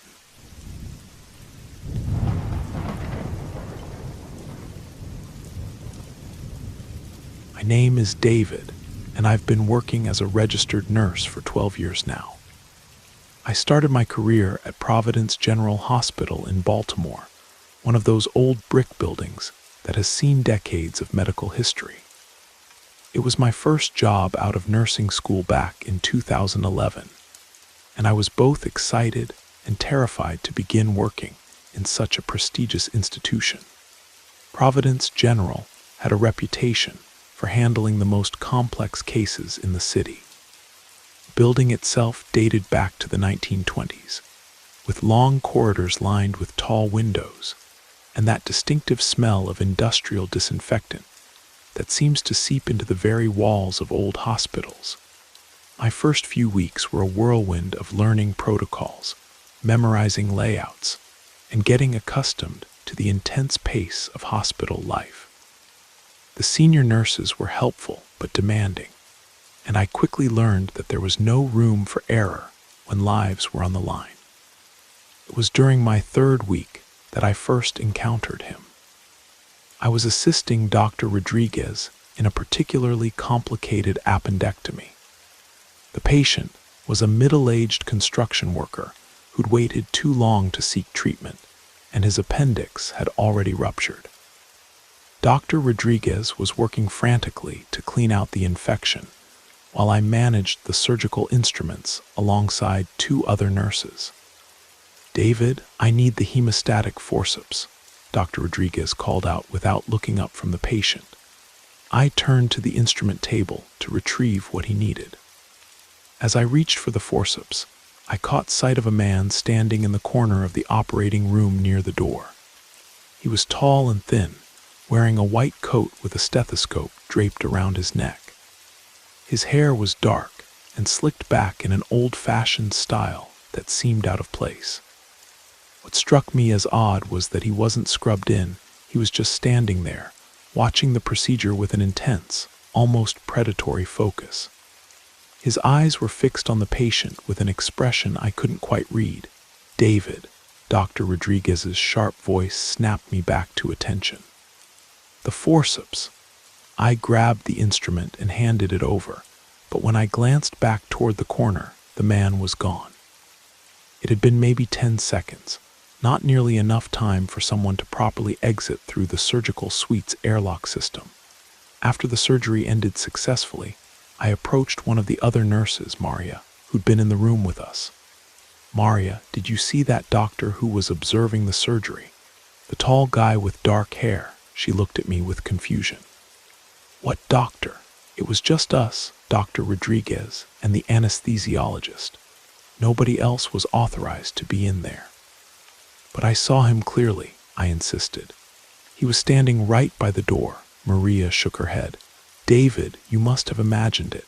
Maybe the stress of your first complex surgery got to you. It happens to everyone. I wanted to argue, but I began to doubt myself. Maybe the pressure had gotten to me. Maybe my mind had conjured up the figure as some kind of stress response. I decided to let it go. But the next night, during my first solo night shift, I realized I hadn't imagined anything. Night shifts at Providence General were generally quieter than day shifts.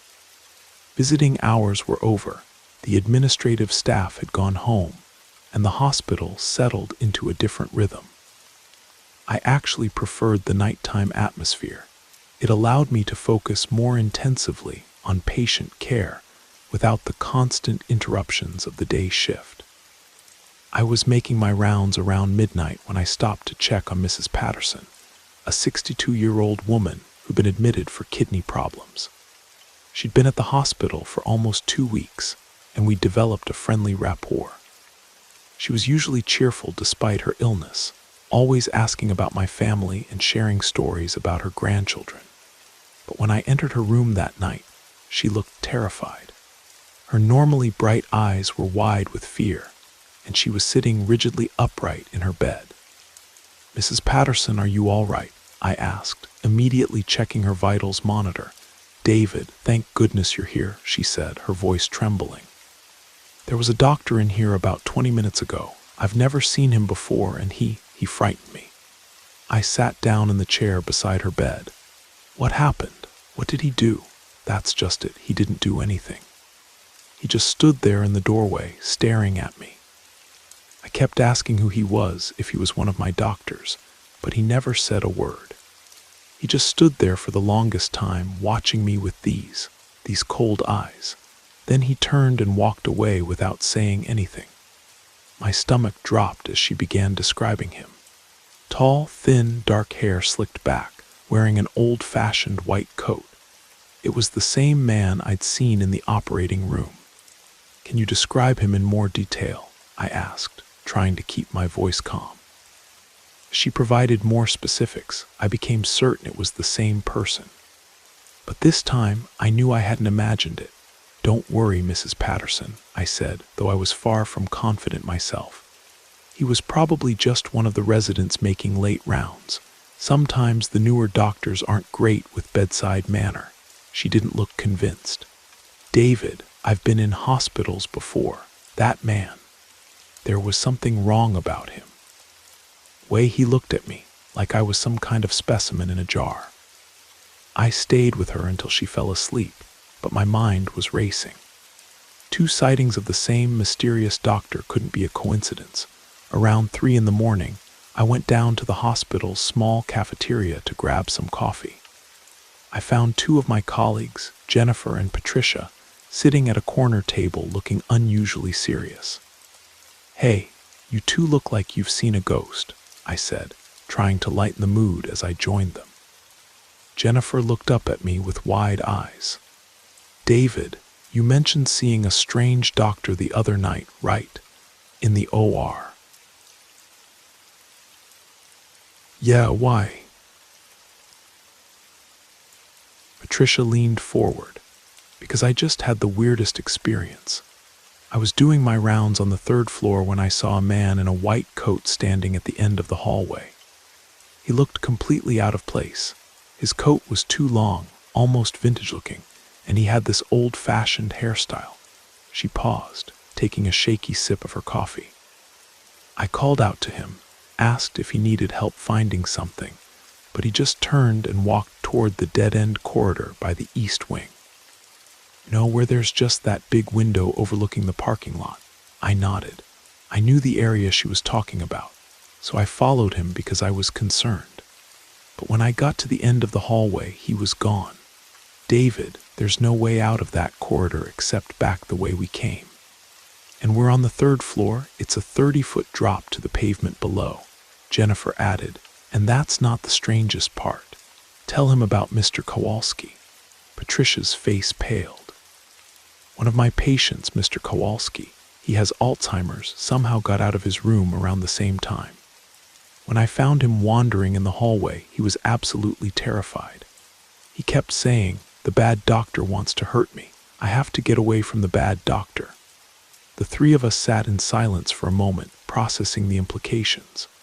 "So we're all seeing the same person," I said finally.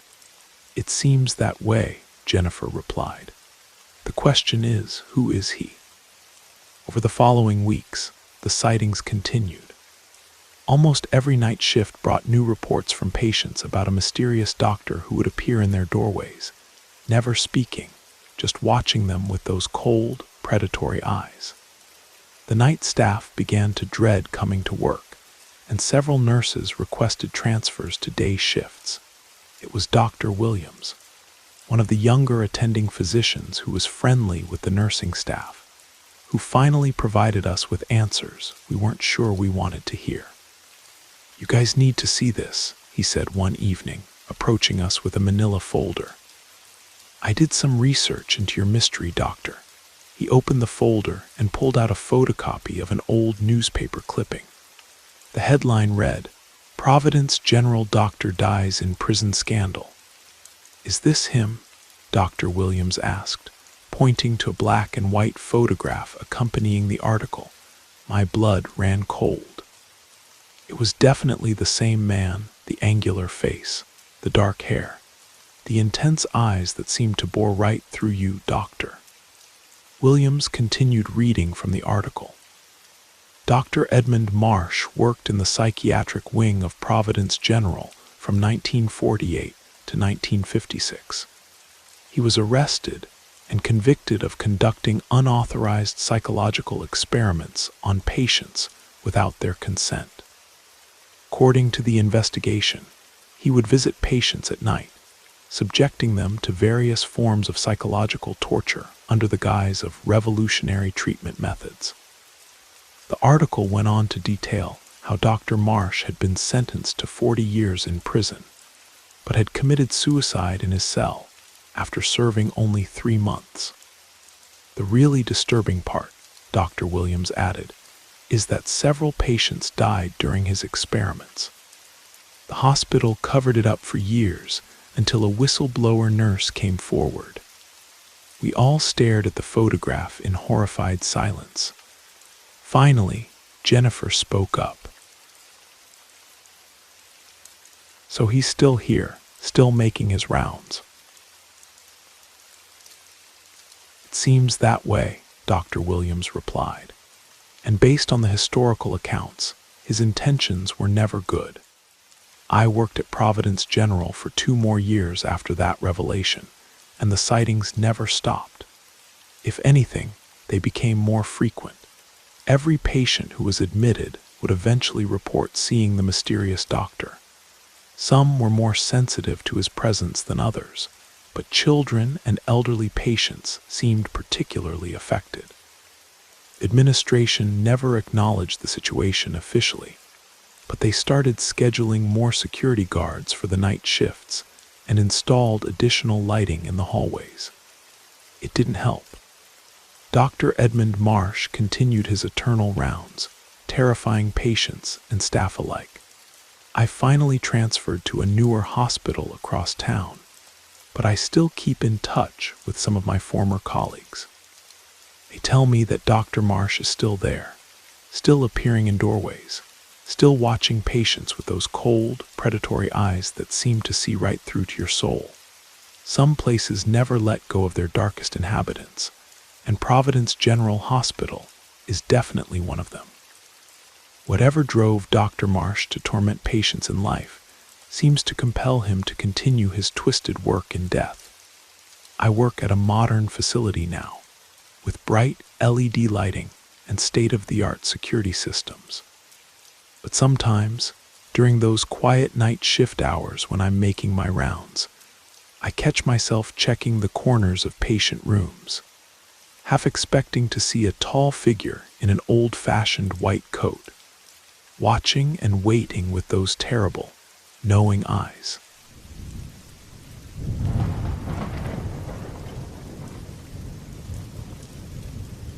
My name is Rachel, and I'm currently finishing my medical residency at Memorial Hospital in Phoenix.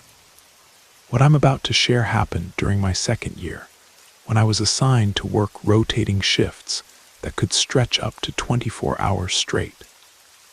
Memorial Hospital is one of the oldest medical facilities in Arizona, built in the 1930s, and it carries the weight of decades of medical history within its walls.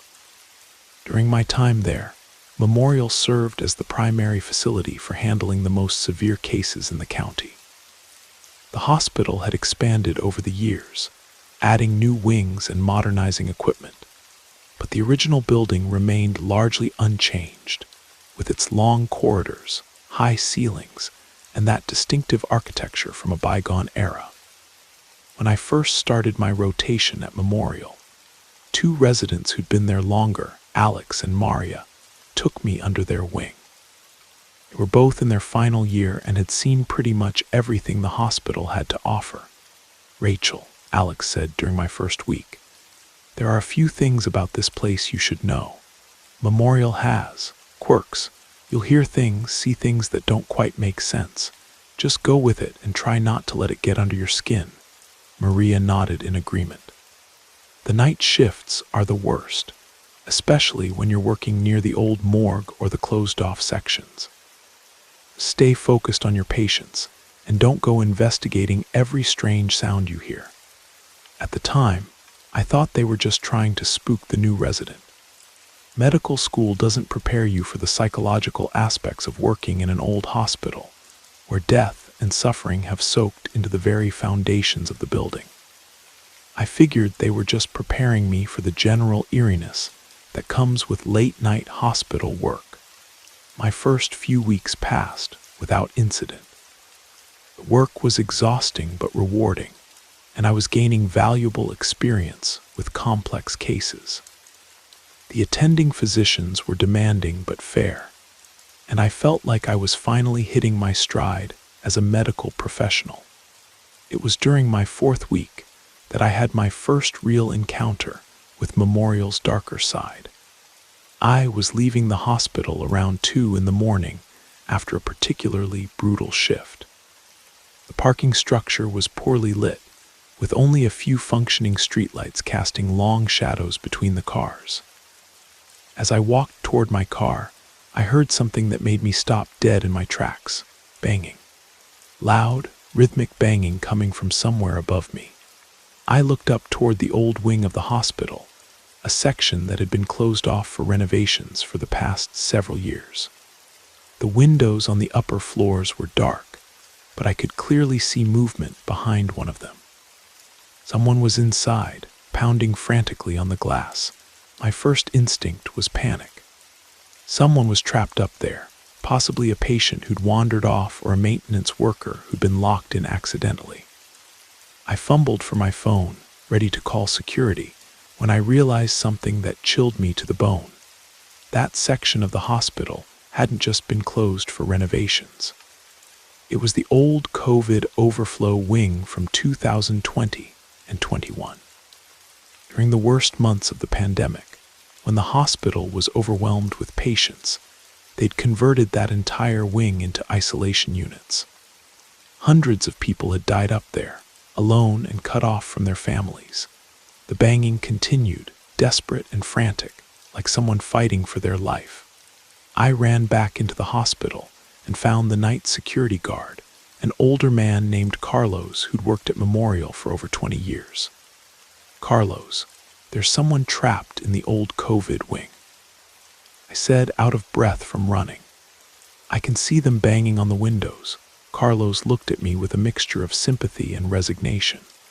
"Dr. Martinez, that wing has been sealed off for over a year. There's no way anyone could be up there. The access doors are chained shut, and the elevators don't stop on those floors anymore." "But I saw them," I insisted. "Someone is definitely up there." Carlos sighed and walked with me back to the parking structure. We both looked up at the old wing, but now all the windows were dark and still.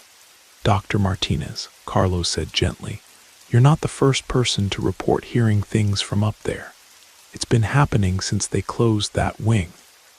The day shift staff, night shift staff, even some of the patients have reported hearing sounds coming from those floors. The next day, I sought out Maria and Alex in the residence lounge. "You guys knew about this, didn't you?" I said, confronting them about the previous night's experience. Maria looked uncomfortable. "Rachel, we wanted to prepare you gradually. Memorial has always had its share of unexplained phenomena, but since the pandemic," she trailed off. Alex continued, "that COVID wing was hell on earth for 2 years. People died up there every day, often alone because their families couldn't visit. The stress on the staff was unbearable. Some of the nurses who worked up there still can't talk about it without breaking down. And now we hear them," Maria added quietly. "The patients who died up there, they're still trying to get out, still trying to reach their families." Over the following weeks, the encounters became more frequent and more intense. It seemed like every night shift brought new experiences that challenged everything I thought I knew about life and death. One night, I was assigned to transport a deceased patient to the morgue with another resident, James. The morgue was located in the basement of the original building, accessible through a long, dimly lit corridor that always felt 10 degrees colder than the rest of the hospital. We were wheeling the gurney down the hallway when we both heard it, a metallic scraping sound coming from inside the morgue itself. "Is someone else down here?" James whispered. We paused outside the morgue doors, listening. Scraping continued, rhythmic and deliberate, like metal wheels rolling across the floor. "Maybe it's the night attendant," I suggested, though I knew the morgue was typically unstaffed after midnight. We pushed through the doors and immediately felt the temperature drop even further. The morgue was dimly lit by a few fluorescent fixtures, casting harsh shadows across the rows of metal tables and refrigerated storage units. The scraping sound was definitely coming from inside, but we couldn't see anyone. The sound seemed to move around the room, as if someone was pushing gurneys back and forth across the floor. "Hello," James called out. "Is anyone here?" Scraping stopped immediately, replaced by a silence so complete it felt oppressive. We quickly transferred our patient to an available table, completed the necessary paperwork, and got out of there as fast as we could. But as we were leaving, I heard James gasp behind me. I turned around just in time to see the heavy morgue doors swing shut on their own. These weren't lightweight doors. They were heavy steel barriers designed to contain odors and maintain temperature control. There was no way they could close by themselves. "Did you see that?" James asked, his face pale. Before I could answer, we heard the scraping start again from inside the morgue, but now it was accompanied by something else, voices. Muffled, indistinct voices that sounded like they were coming from very far away. We ran. The incidents escalated over the following months. Patients began reporting strange encounters more frequently. I'll never forget Mrs. Rodriguez, an elderly woman who'd been admitted for heart problems. She was typically very calm and rational, but one night she became extremely agitated. "Doctor, please," she begged when I came to check on her. "Don't leave me alone in here. Someone was in my room earlier." "What do you mean?" I asked, checking her chart for any medications that might cause hallucinations. "A person in a hospital gown, just like mine. They came into my room and sat in that chair." She pointed to the visitor's chair beside her bed. But when I tried to talk to them, they didn't answer. They just sat there, staring at me, Mrs. Rodriguez continued, her voice shaking. Then they got up and walked toward my bed. I could feel the mattress move as they sat down on the edge right here. She patted the foot of her bed. But when I looked, there was no one there. I could feel the weight pressing down, but I couldn't see anyone. "The worst part," she whispered, "was when they tried to pull me. I felt hands grabbing my ankles, trying to drag me down toward the foot of the bed. I had to hold onto the bed rails to keep from being pulled off. I spent extra time with Mrs. Rodriguez that night, but I couldn't shake the feeling that her experience was more than just medication-related confusion.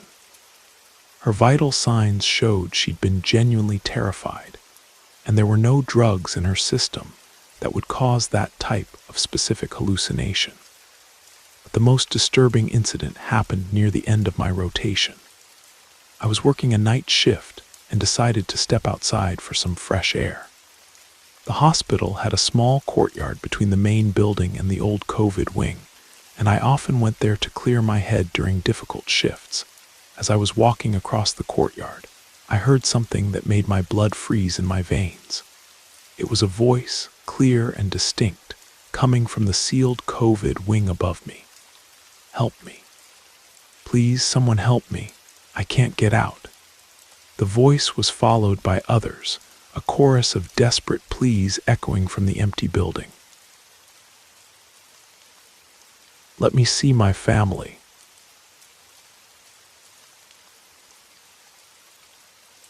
I don't want to die alone.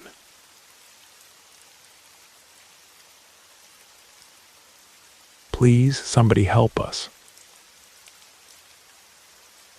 Voices continued for several minutes, overlapping and building into a crescendo of anguish and desperation. I stood in that courtyard, tears streaming down my face, listening to the echoes of suffering that seemed to pour from every window of that abandoned wing. When I returned to the hospital and told my colleagues what I'd heard, they weren't surprised. "It's been getting worse," Alex said. "The night cleaning staff refuse to work near that section anymore. Even some of the day shift staff have reported hearing voices coming from up there." Maria added, "One of the nurses who worked in the COVID wing during the worst months told me that toward the end, they were losing so many patients that they couldn't keep up with notifying families. Some people died without anyone knowing, without anyone to mourn them. And now they're still here," I said, "still calling for help, still trying to reach the people they love." I completed my residency at Memorial Hospital, but I never stopped hearing those voices. Even now, in my new position at a different facility, I sometimes wake up in the middle of the night thinking I can hear them calling out from somewhere far away. Memorial Hospital carries within its walls the accumulated grief and trauma of decades of medical practice. But the COVID wing holds something different, a concentrated anguish from a time when death became so commonplace that we almost forgot these were individuals with families, dreams, and unfinished stories. I still drive by Memorial sometimes, and I always look up at those dark windows on the 7th floor. I wonder if they're still up there, still waiting for someone to hear their calls for help, still hoping that somehow, someone will remember them not as statistics, but as human beings who deserved better than dying alone in the dark.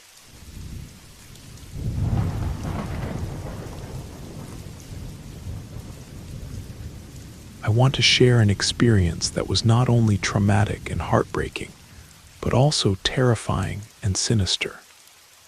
It happened in a hospital in downtown Chicago, and since then, I've avoided medical facilities unless absolutely necessary.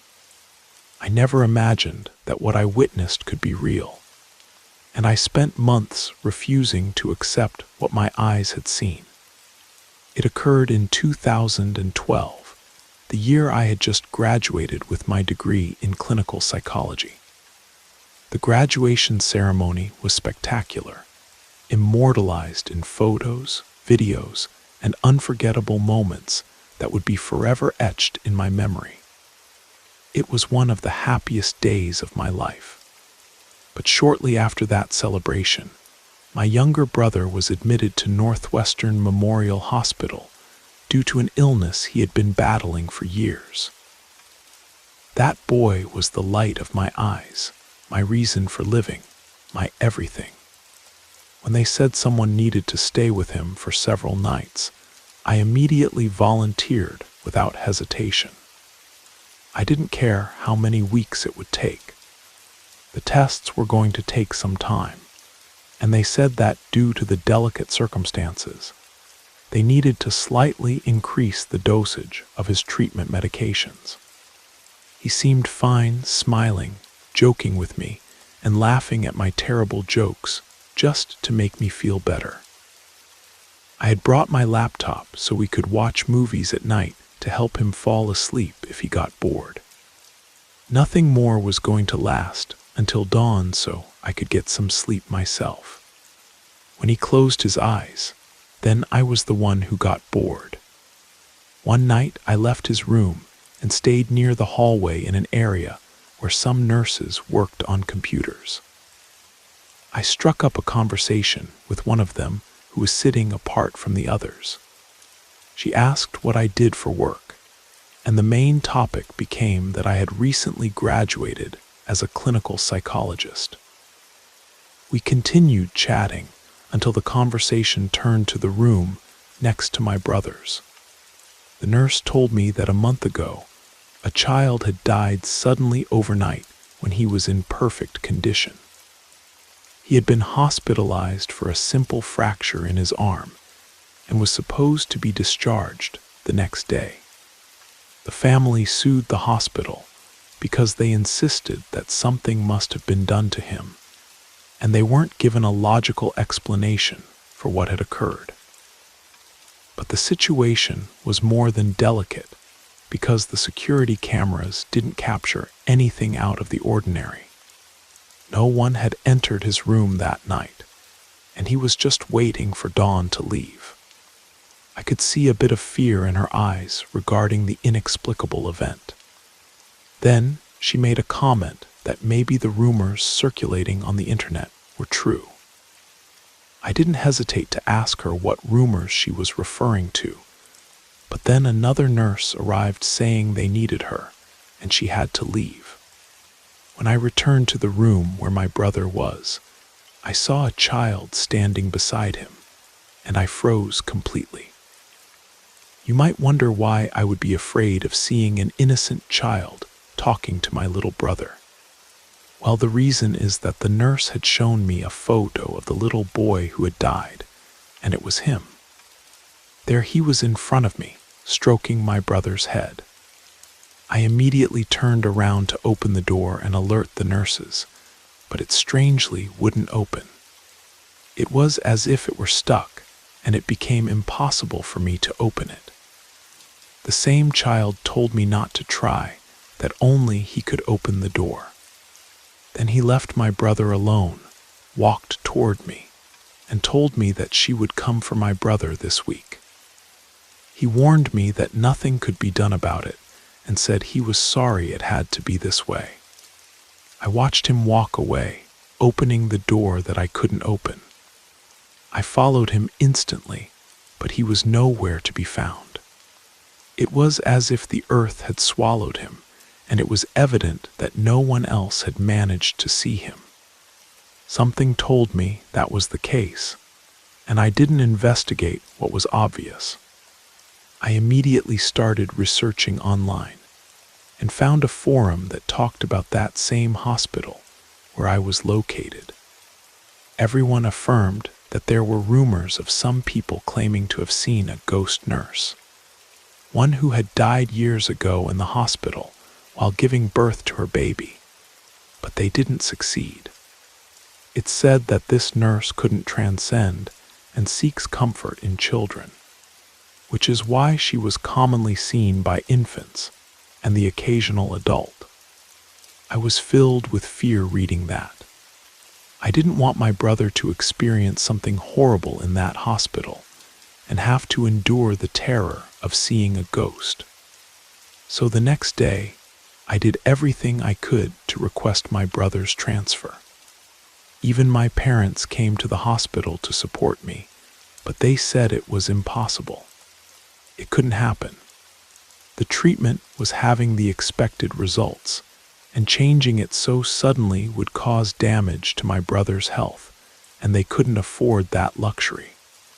In the midst of the controversies we were going through, night fell, and it became impossible for us to get him out of there. Our last resort was a discharge order to take him home, but we failed at that too. Once again, we were alone there on that floor. There was hardly any staff at that hour, and the silence was abysmal.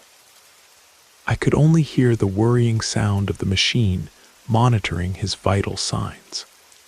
As the hours passed, I felt a terrible urge to use the bathroom. I went as quickly as I could, but while I was washing my hands, I can't explain how, but I began to feel a presence. The atmosphere felt colder and more depressing than it already was, and it gave me an incredible feeling of discomfort, like an enormous sadness. Then I began to hear my brother's vital signs starting to accelerate rapidly out of nowhere. I immediately tried to run out to alert the nurses, but the door wouldn't open. It was stuck with something that wouldn't let me push the door to get out, when before that, I hadn't had any problem opening or closing it. I kept feeling that sensation of a presence that generated enormous sadness in me, while at the same time being very scared about what was happening to my brother and my inability to get out of there. And then I heard it, the horrible sound of that machine when there are no vital signs. At that same instant, I was able to open the door without any problem, and nothing could explain to me why I couldn't open it when I needed it most. My brother was no longer breathing. I went for help from the nurses so they could do everything possible to help my little brother, but it was inevitable. My brother died that night. The reason for his death was supposedly a sudden cardiac arrest, but I know something else happened that night. It fills me with tears to think that my poor little brother might have seen something horrible, and an entity did that to him, just as it happened to that other little boy who died some time before. The nurse I had talked to the other day secretly told me that the other child and my brother weren't the only ones, that these strange and sudden deaths happened more often than I thought, but they were threatened if they said anything. I spent time screaming in the hospital, claiming that something evil was lurking in that place, and that they should do something because other children would lose their lives. But they only tried to calm me down until security arrived and removed me from the place. Among all the negative assertions I made against the hospital, I thought reporters would flood the place in the morning, but not one arrived. They managed to cover it all up, and we received messages and calls from unknown people threatening us, telling us everything they would do to us if we said anything. We buried my brother with incredible pain and the helplessness of not having been able to do anything to save him. Many continue to talk about how they've lived terrifying experiences with paranormal entities in hospitals, presences of people who died in the building, and things like that. But I can tell you that that day, I was more afraid of a living person than a dead one. Perhaps there is evil in demonic entities, in specters and ghosts, but from my point of view, that of human beings will always be superior. There's a reason those specters sometimes use us as intermediaries.